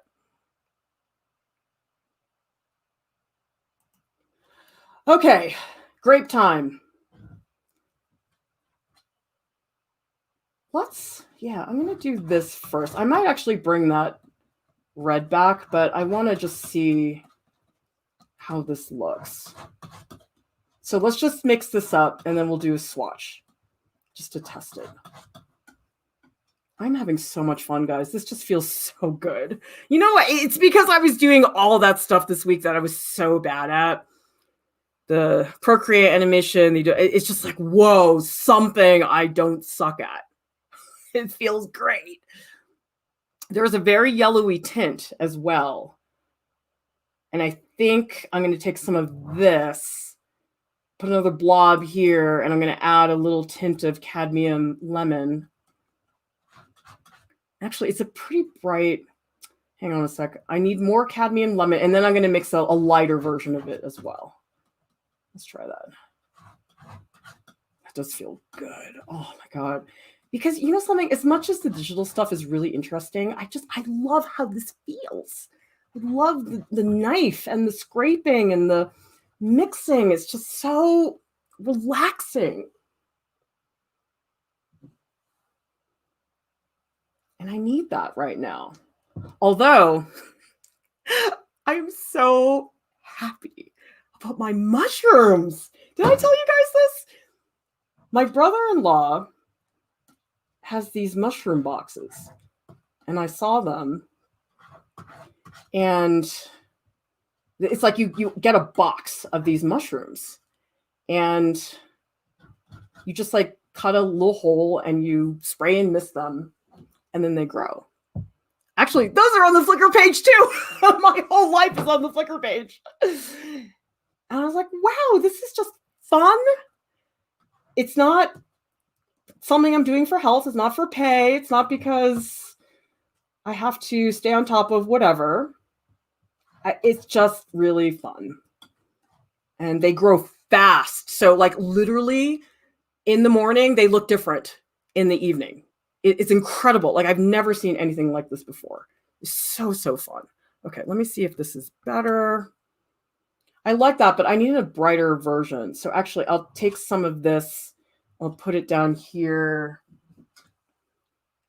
And I'll put in a lot of titanium. See if that works better. Let's try this. We have a comment from Hutchin who says, I'm new here. I'm using this medium now. Wonder, can I use linseed oil as a medium? Sometimes I need this vehicle to make it slippery. I think you can, although Winsor Newton sent me this. This is stand oil, which is basically heated linseed oil. It's like honey. It's just thicker. And this is made for water mixable oils. It's not standard linseed oil. I don't know. Maybe somebody in the chat can reply to that. I just feel like I'd feel better if I bought the one that's manufactured for that purpose. But I don't know. I could be wrong. I have no idea. Okay. Let's see if this peachy corally color is a little bit better for these grapes. Yeah, that's pretty good. And actually, you know, something else, I want one more. I want one that's sort of similar to the one I had before. So let's get some more alizarin and just get one more. So I guess I'm preparing 4 tones for the grapes. Just like that. And actually, what I would normally do is get like a razor scraper because I usually have that on a glass palette, but I don't have that today. And for this, I'm going to put, actually, let's use some of this bright yellow. Maybe this is better. I just want one that's like very saturated to contrast against the other two. That might not be saturated enough though. Let me see. Yeah, that's not saturated enough. Okay. We need, you know what? I'm going to actually add some cadmium red light. That might give it a little more spice because the cadmium red light is just way more saturated than the alizarin, which is not very saturated. It's very purpley, very coolish red. Okay, let's see if this is a little bit better. Oh, I hate the way cadmium smells. It's so gross. I don't like that very much. Let's add a little bit more. I just want to see. I'm not sure if this is going to work. It's a little bit orange now. Let's try that. Okay, let's just do a little swatch. That's good enough for now. Okay, let's just try that. Okay, so we have a comment from W.C. Lee who says using regular linseed oil is possible, but if too much is used, it will no longer be water mixable. Okay, so I would say buy the water mixable linseed oil. John is saying, did you notice how you felt impatient in the beginning and later you say it's so relaxing? Mixing, brushing, digital is removed from authentic time like painting. Yeah, I mean, it's interesting as different as they are, there are fundamentals absolutely that carry over. Karen wants pictures of our axolotl. Absolutely. But you know what? Our poor axolotl, because I know we've been here for a while, but we're still setting up the house. We just put him in the tank. I know, it's so sad. He was in a bucket for a really long time while we got everything going, but we haven't like made his tank pretty. So it's sort of ugly right now. I'm waiting for that. So at some point, yes, you will have axolotl photos. If you guys don't know, our axolotl was abused. Poor guy. Oh, his brothers were chewing his hands off. That's why we got him. Okay. Let me start. I'm going to do the big ones first. This one's really light, actually. This one's like not even red at all. This one, I'm going to let it just go off the page. Oh God, I can already tell these are going to be a pain to do. There's just so many colors, sheesh. And this one's a little bit more bluish, but I'm not going to get into that right now. Oh, wait a second, I have this lavender. Maybe I'll do that. Ooh, that's cool. Oh yeah, awesome. Thank you so much for sticking around, Periwinkle Blue. Actually, I need a different brush. It's not really strong enough. Okay, let's try this. Yeah, that's better. These are very cool highlights on the grape. That. Oh, that feels a lot better. Okay, good. Okay, this grape is pretty dramatic. So this one is going to get like really bright highlights coming around like that. Okay, and then this one too. Again, jumping around. What's going on back there? Is that, I guess there's like one here. Yeah, I guess I'm just going to add one back there because I like the way that one sort of sticks out. Although now it's getting a little mushy. Let's just put some of that black back around to redraw the shape. Like that. Okay, so that brings that one back. And then this one is like next to that one. Yeah, I feel like I lost a lot of grapes in the process. A lot of them like disappeared in the middle. That's okay. I want to give a shout out to Sonic. Thank you so much for the super sticker. We greatly appreciate your support. Oh, sorry, Ethan. Thanks for the reminder.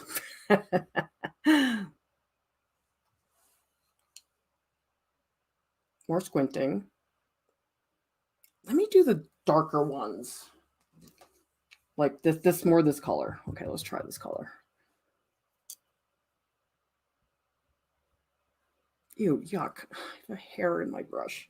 You guys ever get that? Yuck.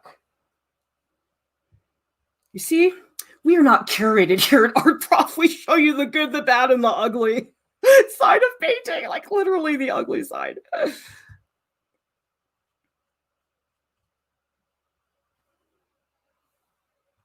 Things can't be that perfect all the time, you guys. It's just, it's gross.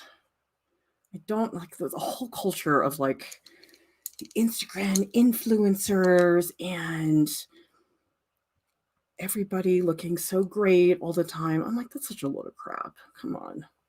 Everybody has crap in their lives. I don't care who you are.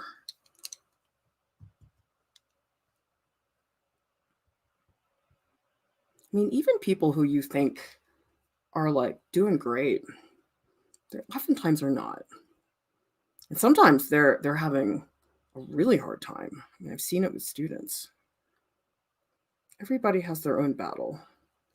And sometimes it's not you. Sometimes it's like a family member or your partner or a friend or like, but there's always something, I think, in people's lives that you have to deal with. I feel like for me, it's myself. I feel like it's like everybody else trying to deal with me. Because like my teacher said, I'm not an easy person to live with.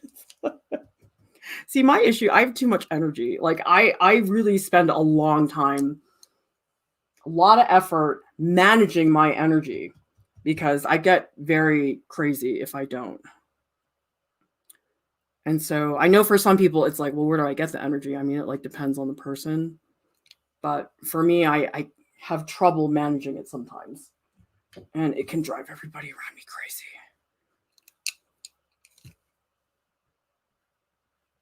Which I guess is why we stream so much, because it keeps me in check. It keeps me from getting into trouble, which is what I would probably be doing if I was not doing this. Oh, there's some like really nice, I'm going to just get a little alizarin back here because there's a little touch of the cloth.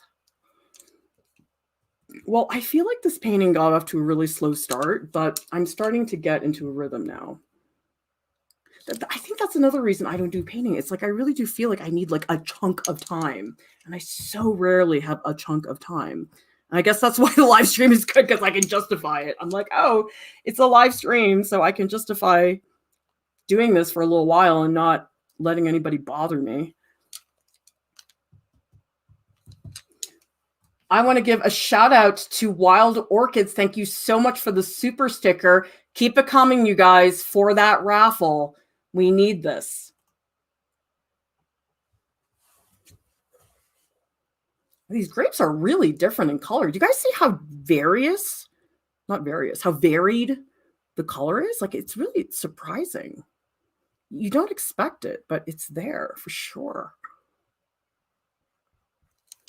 So now I'm starting to fill in the blanks. There's a lot of stuff in between the grapes, and I'm just trying to squint and articulate these little pockets because they're pretty important. And I do want to like make them not quite so obvious. Maybe bring in some more of that yellow again here. Yeah, that's better. And there are these branches from the grapes, but I'm not going to do those because it's not worth it at this stage. There's too many other things that need to happen first. And sometimes I do this. I just take a clean brush that has nothing in it. I just use it to smudge and smear things. Because I am, again, forgetting my mission of muddiness.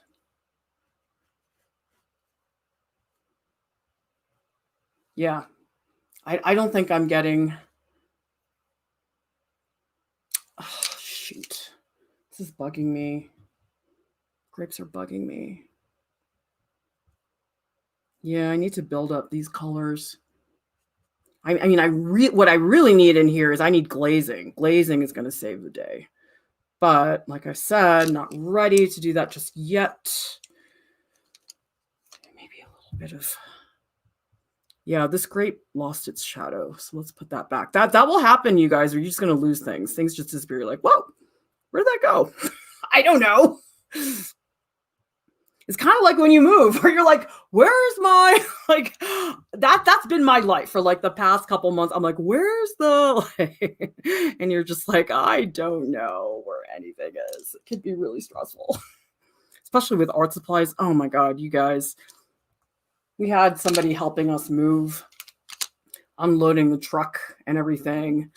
And they were like, why do you have so many art supplies? I'm like, I don't know. That's a good question.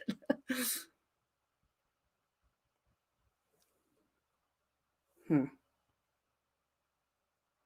feel like, what did I do with these? I'm getting all confused with so many grapes here. I think I'm just going to add one here behind the rest, like this. I mean, I'm sort of winging it right now. I don't know if this is a great idea, but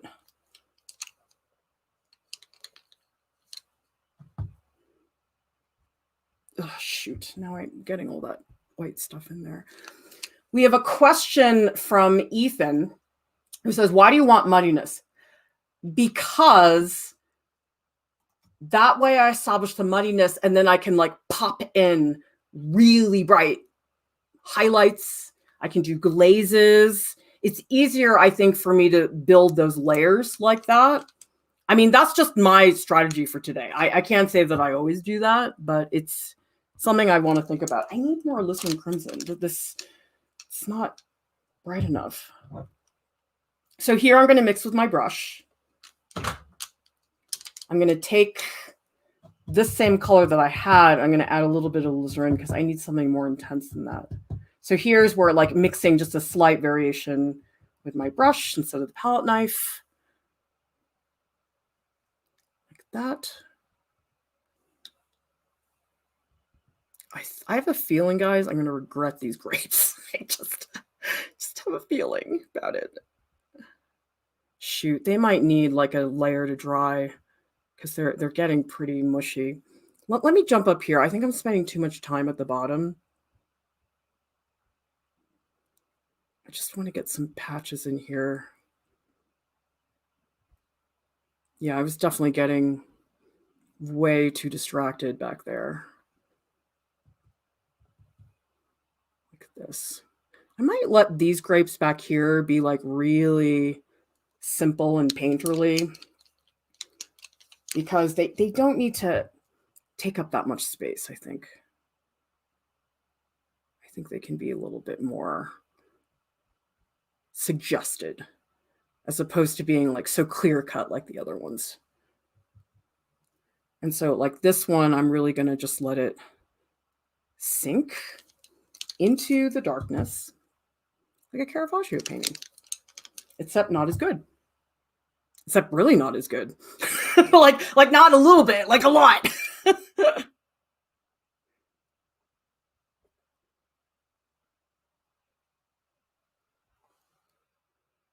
Okay. Let's really get in some of those darks because these grapes really, I feel like I need a transition grape. I'm going to put one in the middle, just like back here, just like a little hint of one. Nothing dramatic, but I just want to suggest something because I feel like it's too big of a leap. I mean, I am going to put the stems in there eventually, but I feel like I need more of that. I don't really like this one. This one's sticking out too much, so let's bring it down, make it darker, and that's going to work better.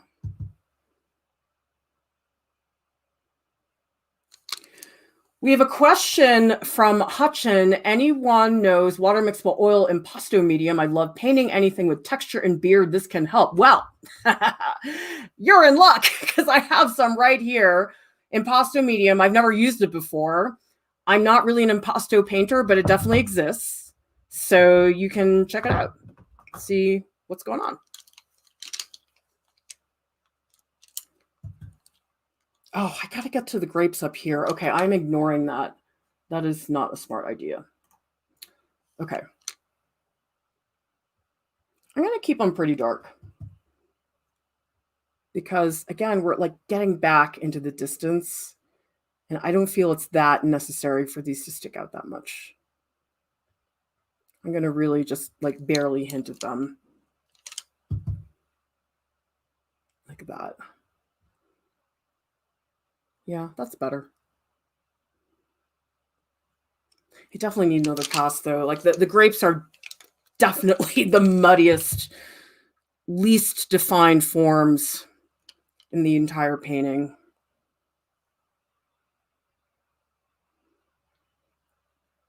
These are really dark. These grapes at the top, barely there. Like this one's really dark. I'll add another one in the middle as well. I think the one in the middle should stick out a little more. I don't want these to be so obvious. And a little more of this coral color because this one really sticks out. Ugh, this is getting very muddy. I think I need a smaller brush just for this like little dot up here. Mess up some of that. Ugh, so muddy. Crap. I might have to step back because it's just getting so muddy at this point. I'm having trouble navigating exactly what's going on because everything's getting muddy. I mean, that was my goal. It was what I wanted to do. But it's getting unsustainable at this point. So I think a little bit more work on some of these little spots, and then I think I gotta let it sit for a little bit because it's starting to get out of control. It's hard for me to control, but I do like this paint thicker. I think the last one I did, which was like a monochrome glaze, I didn't like that one so much, like the feel of it. So I think definitely if I'm going to paint with water mixable oils, I think I do want to paint with them thick. I don't think I like them as a glaze. I mean, I'm sure it can be good. I'm just saying the way I happen to paint, which is different than everybody else, this seems to work better for me. Okay, I'm just clearing up some of these darks. That's better. Oh, I love this comment from Karen. It's amazing how much the brain fills in when you work painterly. I know. And I think a lot of the times it's like we don't trust the painting to communicate what we wanted to say, so we over-explain. It's like painting. I mean, not painting, teaching. You know, as a teacher, you're like, I don't think the students understood. I think I should say that 4 more times. Although I do know repetition in teaching does help, but it's the same thing. Karen says, you always hold your brush this close to the base. I guess I do. I never thought about that.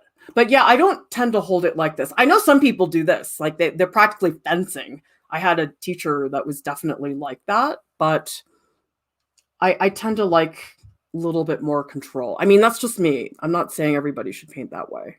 I mean, everything is just me. Take everything I say with a grain of salt. Don't think that it's the way. It's not. It's just my way, which is not the same thing as what everybody else might need. Okay. I need to beef up that grape. It's just a little bit not bright enough. These grapes are going to need a lot of work. Oh, God, I already regret putting them in. But you know what? That's okay. It's good to put something in just to put it in, as opposed to, oh, that's too hard, I'm not going to do it. I hear that a lot from students. Oh, that's hard. I don't want to do that. I don't want to include that because it's too hard. I'm like, you should. That's exactly why you should include it, because it's hard. What, are you going to chicken out like that? No, no, no, no, no.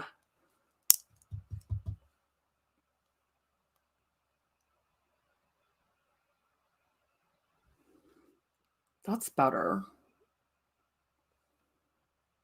I feel like I want to just smother this whole thing. I might do that with the fan brush. Maybe I'll just do a pass of the fan brush just to like smear stuff. Oh, and this one's casting a shadow on top of this one, so I definitely should show that difference. Like that. See, this is getting complicated with the edges and the corners because some parts are fuzzy, some parts are sharp, but then again, I need to like delineate things. Otherwise, I get lost in the shuffle. Where is that grape? Oh, it's this one right here. I'm getting lost because I messed with everything. I don't know where anything is. That's okay. Oh, and I need reflected light. There's a lot of reflected light in here. Everybody see this? I'm totally ignoring it. This is all reflected light. You guys see that? Oh, yeah, for sure. Okay, that is going to help me, that reflected light. Oh, colors are getting muddy. And actually, I was looking at a John Singer Sargent book before the stream. Sometimes it's not a good idea. It's like, oh, you should put that away. You're going to feel like crap. But it helped me. I love looking at paintings. I miss going to museums. It's really, really a bummer. Whoops. Shoot. Everything's getting so muddy. It's almost time to step back. Ugh, crap. That looks really bad. Shoot, I did not mean to put that in there. Okay, maybe a little bit down here to beef that up. And this one down here really needs a little bit of work because I did not spend time on it. And then I do want to do a pass of highlights.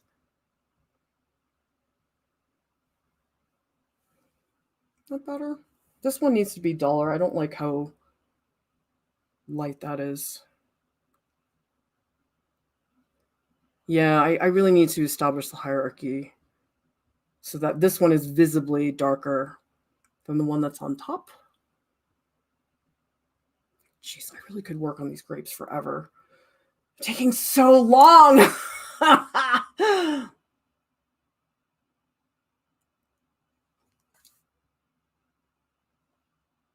Okay. I'm going to do a couple highlights, and then I'm going to do a pass with the fan brush to fix some of the edges because the edges are too harsh. I don't like them.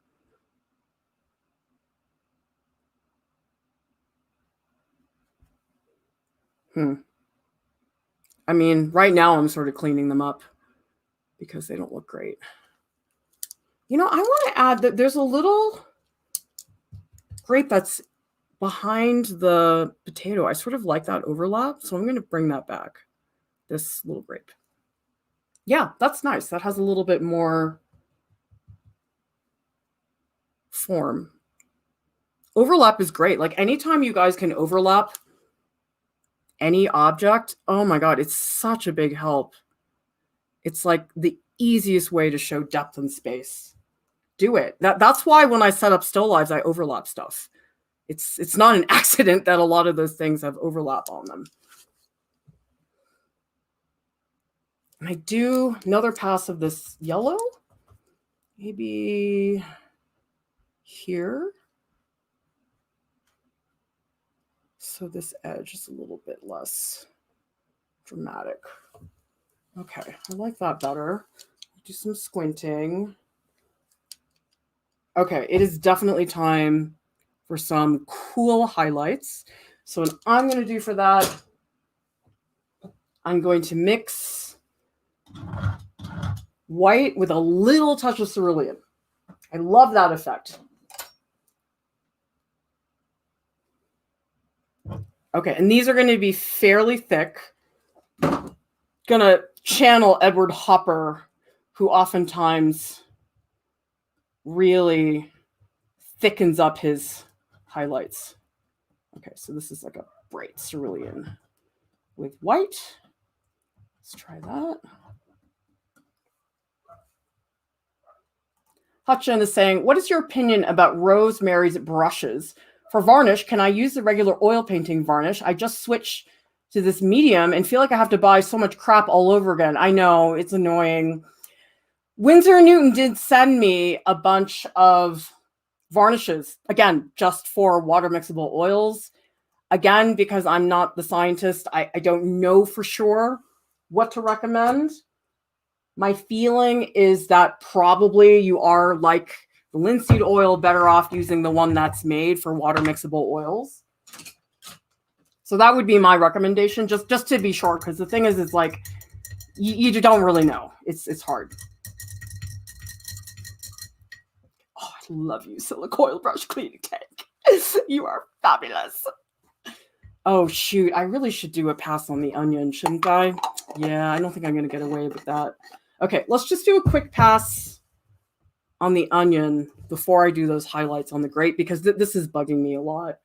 I actually already have a lot of these colors here, so let me just see if I can just paint with my brush. Yeah, that might be good. Ooh, I kind of like that color. Nice. Okay. Just some nice, straightforward brushwork. Just to block in some of those highlights. Maybe I need a little more Prussian blue. Let's see if that Prussian blue helps at all. Because I do need to bring out, like, this is so bright here. I really should have more white. It's really pasty looking though. I don't really like that. And there's a lot of sheen on it too. Like, does everybody see? Actually, there's like a little bit of this like light here. And there's like very blue highlight. Sheesh. It is super blue. I'm gonna just take some of this. Like, that's really, really blue. You guys see that? Wow. Oh, beautiful. I love it. Okay.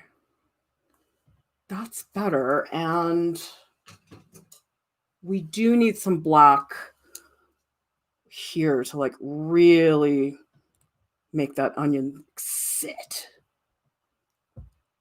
Yeah, that's a lot better. Guys, I think I need to watch more X-Men. That was just so fun. I haven't had fun in a while. I know that sounds really sad. My life isn't that horrible. I'm a workaholic, have trouble turning off. Like, I'm actually really trying hard to follow Alex Rowe's advice about clocking out for the day. I really got to do that more, because I don't think I do that enough, and I think oftentimes I suffer because of it. This is nice and juicy. Oh, I like this. All right, I think I like the water. I think this is the first stream where I really have thought to myself, I like these. These are nice. And they are better than acrylics. I'd much rather use these than acrylics for sure.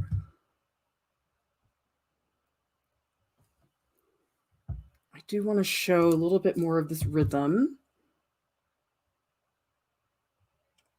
of those lines that are coming across. And then these are like little dots here. Like, I'm not trying to paint them as much as just like put them in place, just to add a little bit of something. And I really want to build up this red.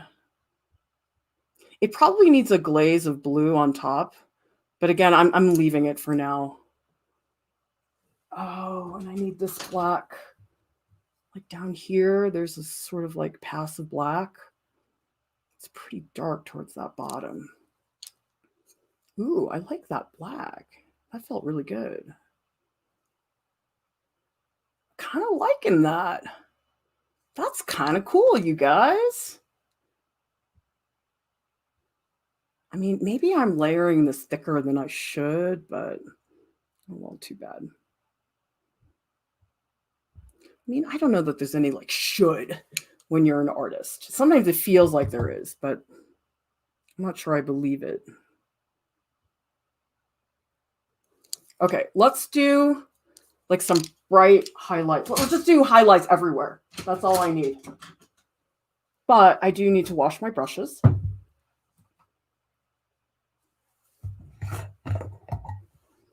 So we have some answers about the water mixable mediums. Seven Angelic says you can add regular mediums and stuff to it, but once you do, they become no longer water mixables. You'll have to treat them like regular oils. Okay. Which might be fine for what you're doing. I mean, it really, really depends. And I have to tell you guys, there's no odor here. Like, I am not smelling a thing, which is amazing in my opinion. Okay, let's really thicken this up and see what's going on here. This is pretty thick. I might not want to make it that thick. That's really thick. Sheesh. I might scrape that down with a palette knife. Just because I put too much paint there. If I go in like that. I'm just trying to lay a base. I can always go back in later. And I'm going to do some fan brush work.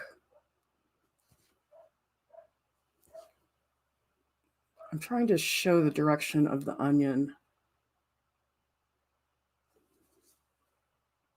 And maybe a glaze over here, because this is pretty bright. Oh, shoot, I'm losing all the highlights.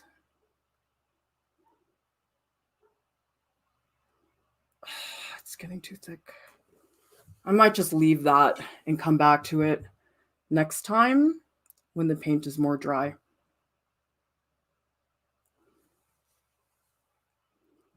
Build up a little bit here. Okay, let's do highlights on the grapes, and then it's fan brush time. Because the grapes, I need the lighting. It's like, yes, I could do more later, but I just want to have that like layer of white. Because I need the contrast for sure.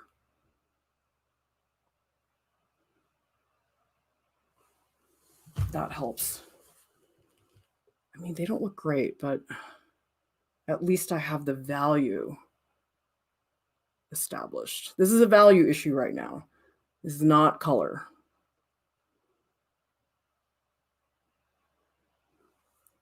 Might regret how thick this is, but maybe not. Maybe that's exactly what I need right now. I'm not sure. Ugh. Okay, that was a bad move.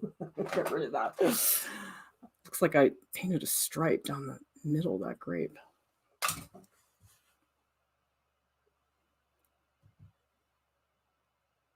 Okay, and then these have a lot more because they're a lot brighter.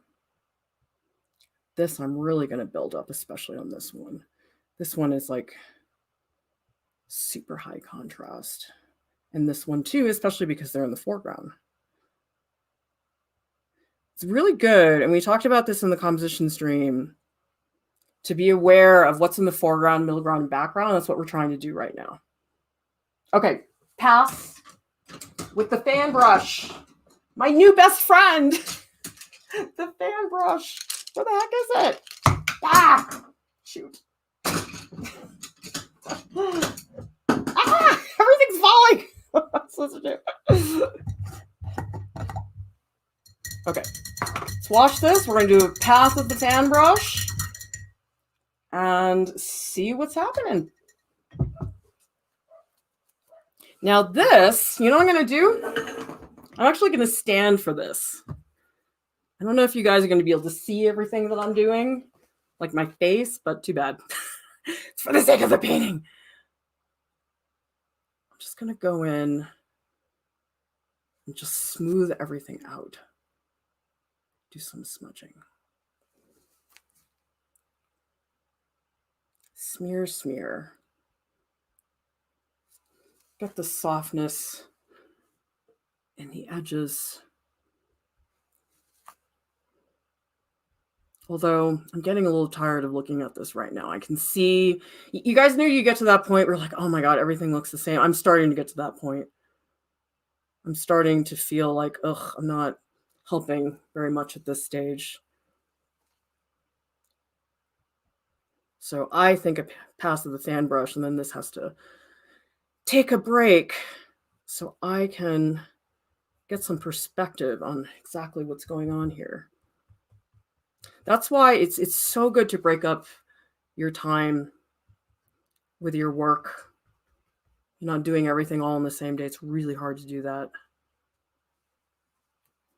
That might be all it needs at this stage. I'm just going to bring down some of those highlights. Those highlights are bugging me.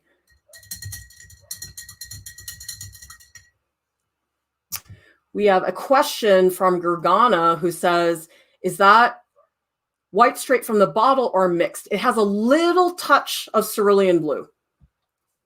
Just a little bit. I don't usually like white straight out of the tube. Usually that I don't like. It's too pasty.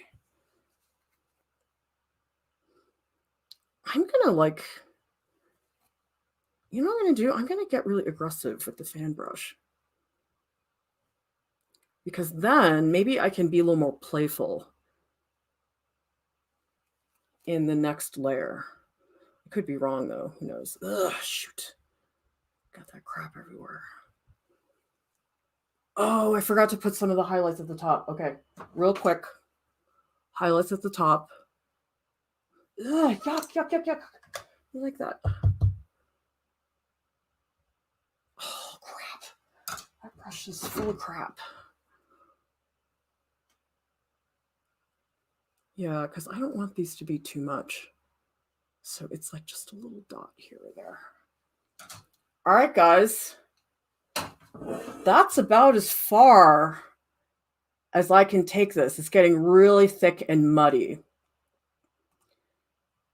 C. Cantrell says, do you need 2 cameras to stream while you work? Yeah, I have a webcam.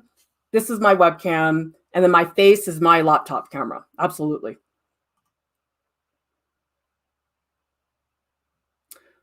Sonnet says, I thought we weren't supposed to use white. It's not that you're not supposed to use it. It's just that you can't rely on it for everything. And it's not a great idea most of the time to use it straight. That's why I always put a little touch of something else in. It just gives a little bit of a kick, which is handy. All right, guys, I will be hanging out in the Art Prof Discord in a few minutes, and I will post a better photo of the painting so you guys can see more accurate colors. Subscribe to the Art Prof YouTube channel and join the Art Prof family so you could continue to grow and develop as an artist. And thank you so much to our top Patreon supporters who make it possible for us to keep Art Prof free and available to everybody. And I highly recommend, again, if you have not contributed to the raffle, we would greatly appreciate that so we can make sure that Art Prof stays free and available to everybody. Oops, sorry, we got one more piece going on there. I would love for those banners to go on and on and on. That would be really nice, you guys. Everybody, thank you so much.